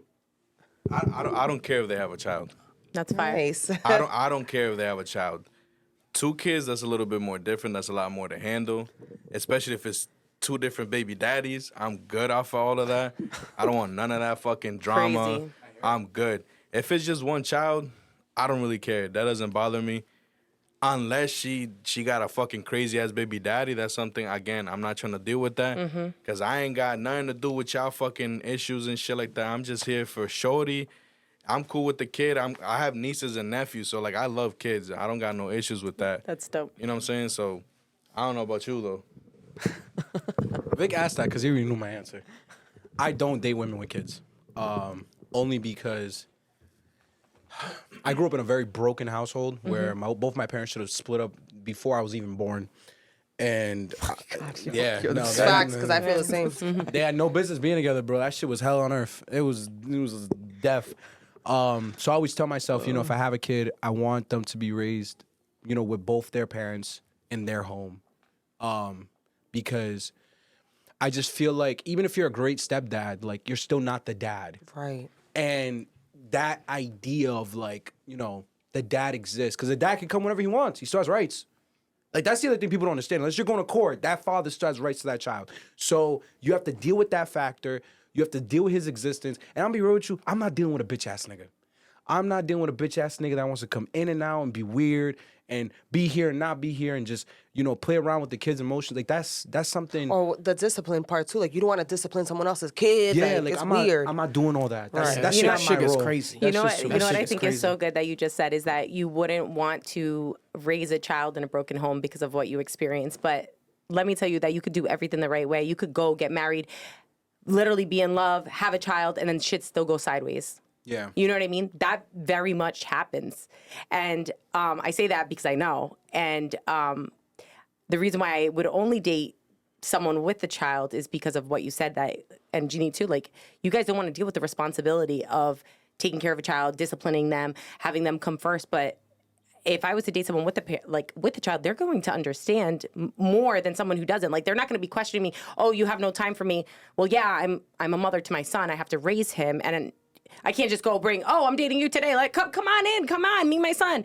And then, oh, okay, that didn't work. How, 6 weeks later or 3 months later, oh, I'm dating you. Oh, hey, come on in. This might, like, that's God fucking bless you, wild. because I've met some kids I shouldn't have met. You see, but that's what I'm saying. Disgusting. That's crazy. It's so sad that happens. Crazy. And again, who suffers? The child, because it's like, oh, this is my new friend, or this is my new, my new buddy.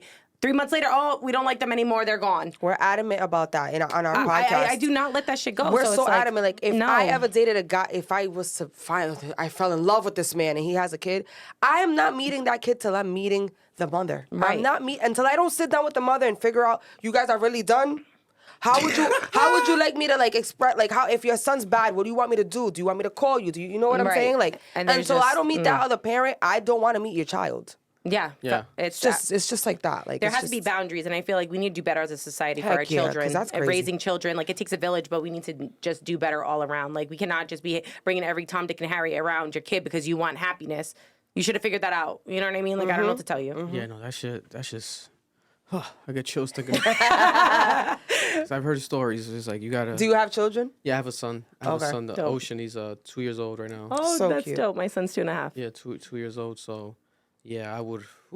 Listen, I ain't gonna listen to that. Next topic. Okay. But to close it off, a big last question I want to ask you, ladies in the room. So, statistically, in America, about 50% of people are single and 50% of people are in a relationship / married. Why do you believe that this is a actual stat? Like, why isn't it the case where maybe, I think in a more ideal situation, there'd be more of a higher majority in relationships rather than single? But why is it damn near split down the middle? I think that one of my takes is I believe a lot of people, when they are single and in the dating sphere, or just in general, but prior to just dating, but just being single, they tend to try to find said soulmate or like my wife. Like he said earlier, that's not my wife. They think like that a lot. Like the end goal right away, rather than just like getting to know people, dating, instead of, you know, trying to socialize and then seeing how this can go from here. A lot of people always like, nope, it has to be the end goal, the perfect, you know, check off all the boxes. If not, get them out of here. But what's your take? Could that be the case, or what is the reason for this stat? For me, it's social media. Everything is based on social media. People think social media is real life. It's not real. Everybody's like, oh, they look so happy. She got 10,000 roses. Oh, Cardi B just got a Cartier bag, like whatever, Hermes, like whatever it is. Birkin. Yeah, a Birkin bag, whatever. You know what I mean? And they're like, oh my God, that's my relationship goals. Meanwhile, she's getting cheated on every other day and just completely not happy, having to beg her man not to make a fool of her. So everybody's like looking at social media, not knowing where to go, and then everybody having options. There's Plenty of Fish. There's Tinder. There's what else? The grass isn't always What's greener. the one that Hinge. our friend Edwin used? Hinge, right? There's Facebook dating, I guess. Bumble. Bumble. There's Christian Grindr. Mingle. Grindr, Christian Mingle, fucking you name it. It's there. So it's like, everybody's like, okay, well, if there's nobody here, I'm going to go on this app. And then they're entertaining 10 people and they don't know who they like because they won't give anybody their solid attention. Or if they found a really good person and something went wrong that's not really, that's, you know, fixable, they rather just, I have more options. I'm gonna let her Let me go back on to the Bumble. next. You know what I'm saying? Like, and that's just what it is. The options. People think they have options. People think the grass is always greener, And it ain't. it's not. It's not. It's not real. It's not real life. Two single men in the corner. What's going on over here? What's your take on this stat? You know. What was the question again? So why is 50% of the country single instead of it being the majority? Because that's a representation, basically split down the line. Technically, is actually the minority is like 49%. But why isn't it not? Why is that the case? Why isn't it the majority? Why are people not more in relationships? I agree with the whole social media thing. I just think that society in today's day and age has taught us that, you know, everyone wants to be independent. Everyone wants to, like, That's good. never belittle themselves and have to rely on someone for something, even though it could go 50-50. But just knowing that the fact that you still rely on 50% on someone, you know, it'll, like, diminish their value. That's my take. And I don't know. I think it just comes down to the fact that, like, you have all of these people that are always on the spotlight, artists and all these shows. And it's just, at the end of the day, it just comes down as, like, entertainment for everyone. And the fact that people either really live by that and they're like, oh, I don't really want to go by that because that's what's really happening nowadays. Or it's just one of those things where life right now is actually really fucking tough. So the fact that you're barely even able to keep up with yourself, you're really doubting if you can even try to fucking dedicate time to someone else. I just think that life is just way too hard right now for certain people to, you know, spare some time to do certain shit like that. I don't know. That's my opinion. What you gotta say? I'm a firm believer in the 80-20 rule or 70-30. I don't think there's 100%. That's part of the reason why people are so fucked, because they keep chasing 100% and they think like, oh, this person has to check off all the boxes. Like, man, that's never gonna happen. Right. There's no fucking shot. Now, if they're compromising your morals and your values, now we have a problem, and you have to let them go because you're never gonna get over that. Your morals and your values are fundamental to who you are. That's like your upbringing. That's just who you are. I like that. I like that. That was very well said.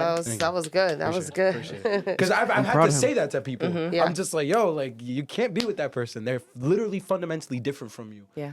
But people like are willing to quit and drop shit off like real simple shit. And I think it's because of what you guys said. There's just so many options. There's so many people. I don't think humanity was ever meant to be able to see this many people at once. I don't think we were meant to see like 100,000 people at once. I think it's too much. I think our brains are not capable of understanding what that really looks like and what it means. So people can just wake up and say, oh, like I've seen this. This makes me sick. And it's for men and women. Like they will wake up and be like, oh, I'm the prize and have no redeeming qualities. Like it's all materialistic, physical, and it's like, bro, you are a shitty human being. What are you talking about? Like, why are you so delusional that you think like you are the goal in this situation? You're not. Like you're shit. Oh my God. It's scary though because our grandparents and stuff, they grew up in the age of, you know, you stay together for 50, 60 no matter years. how bad it is. Do you guys like picture our future? How it's gonna look? It's gonna be crazy. No, yeah, just multiple marriages. But there are women that argue that those our grandmothers were enduring an egregious amount of misogyny. Yeah, I for agree. sure, for sure. 100%. And I agree. Yeah. For sure. I also think there's other situations where people were just in love. I think we're such a hyper media culture. People don't know what love is. There's no real understanding of it. But also, grandpa back in the day was not seeing a million girls on Instagram. And he wasn't seeing a million examples of what love looks like. Right. I don't think people can really properly explain what love is because it's just so hyper in your face. So many different examples of it. Do you think love is an action or a feeling? Ooh. It's an action. Ooh, I love it. Yes, And it is. Anybody can feel anything. I We're agree. supposed to feel, but it takes true determination inside yourself. I like that. I agree. To Love's act. an action. Yep. I don't know. I don't think love is an kinda action. disagree. I kinda Exactly, I do disagree. too. I don't think so either. Because your baby doesn't have to do anything for you to love them. You just That's feel different, it. though. That's It's different. But it That's doesn't. It's still unconditional love, love. though. That's unconditional It's love. still love. What do you mean, like love is in love? love? Like in love? Yes, Like like in love, love. In love, love. in love in a relationship. Yeah, unconditional love and in love are two entirely different agree. things. Unconditional love? Unconditional love is natural. That's literally the definition of it. It's That's like your child. So you can't Yeah. love your partner unconditionally? hell no, hell no. Really? We know, Your partner we know cheats love on is you, you're conditional. leaving. Yeah, Stop. we know love is Stop. conditional, You're- especially in a relationship. If they're not showing up, if they're not doing what they're supposed to do, if they're not giving into the relationship, they're not pouring into your cup, you're out no matter how Yo. much you love them. Doesn't matter who it is, man or woman. Vic, Deja cheats on you, you're gone tomorrow, bro. Don't come on, we gotta Oh, be yeah, but That's not unconditional then. I guess. Because unconditional is through thick and thin, like how a mother loves her son, regardless of what Like he when a does. mother's in court and like the Still son defending her is a son. murderer and she's like there Crying. Crying. Yep. Yeah. Because she loved him through thick and thin. Not all She doesn't moms. see him. Not Yeah. all moms. Not all Shit, moms, Lock them yeah. up. My child's in fucking court because he bodied someone. You're going to jail, buddy. Right. Fuck out of here. I mean, they're still gonna go to jail, but you're not gonna love them less. Nah, fuck that. Because it's like I didn't teach you to be that type of fucking person. So you would disown him? You could. Hell But yeah. that's the Hell people yeah. who don't have kids. You feel me? No, Like no, it's no. different. Fuck that. It's- Let me ask you Nah. something. That's my son. I'm gonna Can- stand is beside your him. son- Is there anything your I know. son can do for you to disown him? He's a baby, so no. But when he's older, obviously not. I right don't now. know. I don't know. But no. I can't say because I'm not a mom. But no. I think so. For me, I think. 'cause I don't would say know. no, because I've seen like videos like that, like when people, like even like crazy, like what's a recent one? Did Jeffrey Dahmer's dad I think Oh yeah, he loved his. I think right, Jeffrey Dahmer's dad, I think it was like the surviving parent that was kind of like trying to justify his son, I believe. Or the Texas shooter. Texas shooter's Yeah, dad. yeah. Someone. It was like a mom or something. I saw some news about that, but it was that might be a different case. But Yeah. she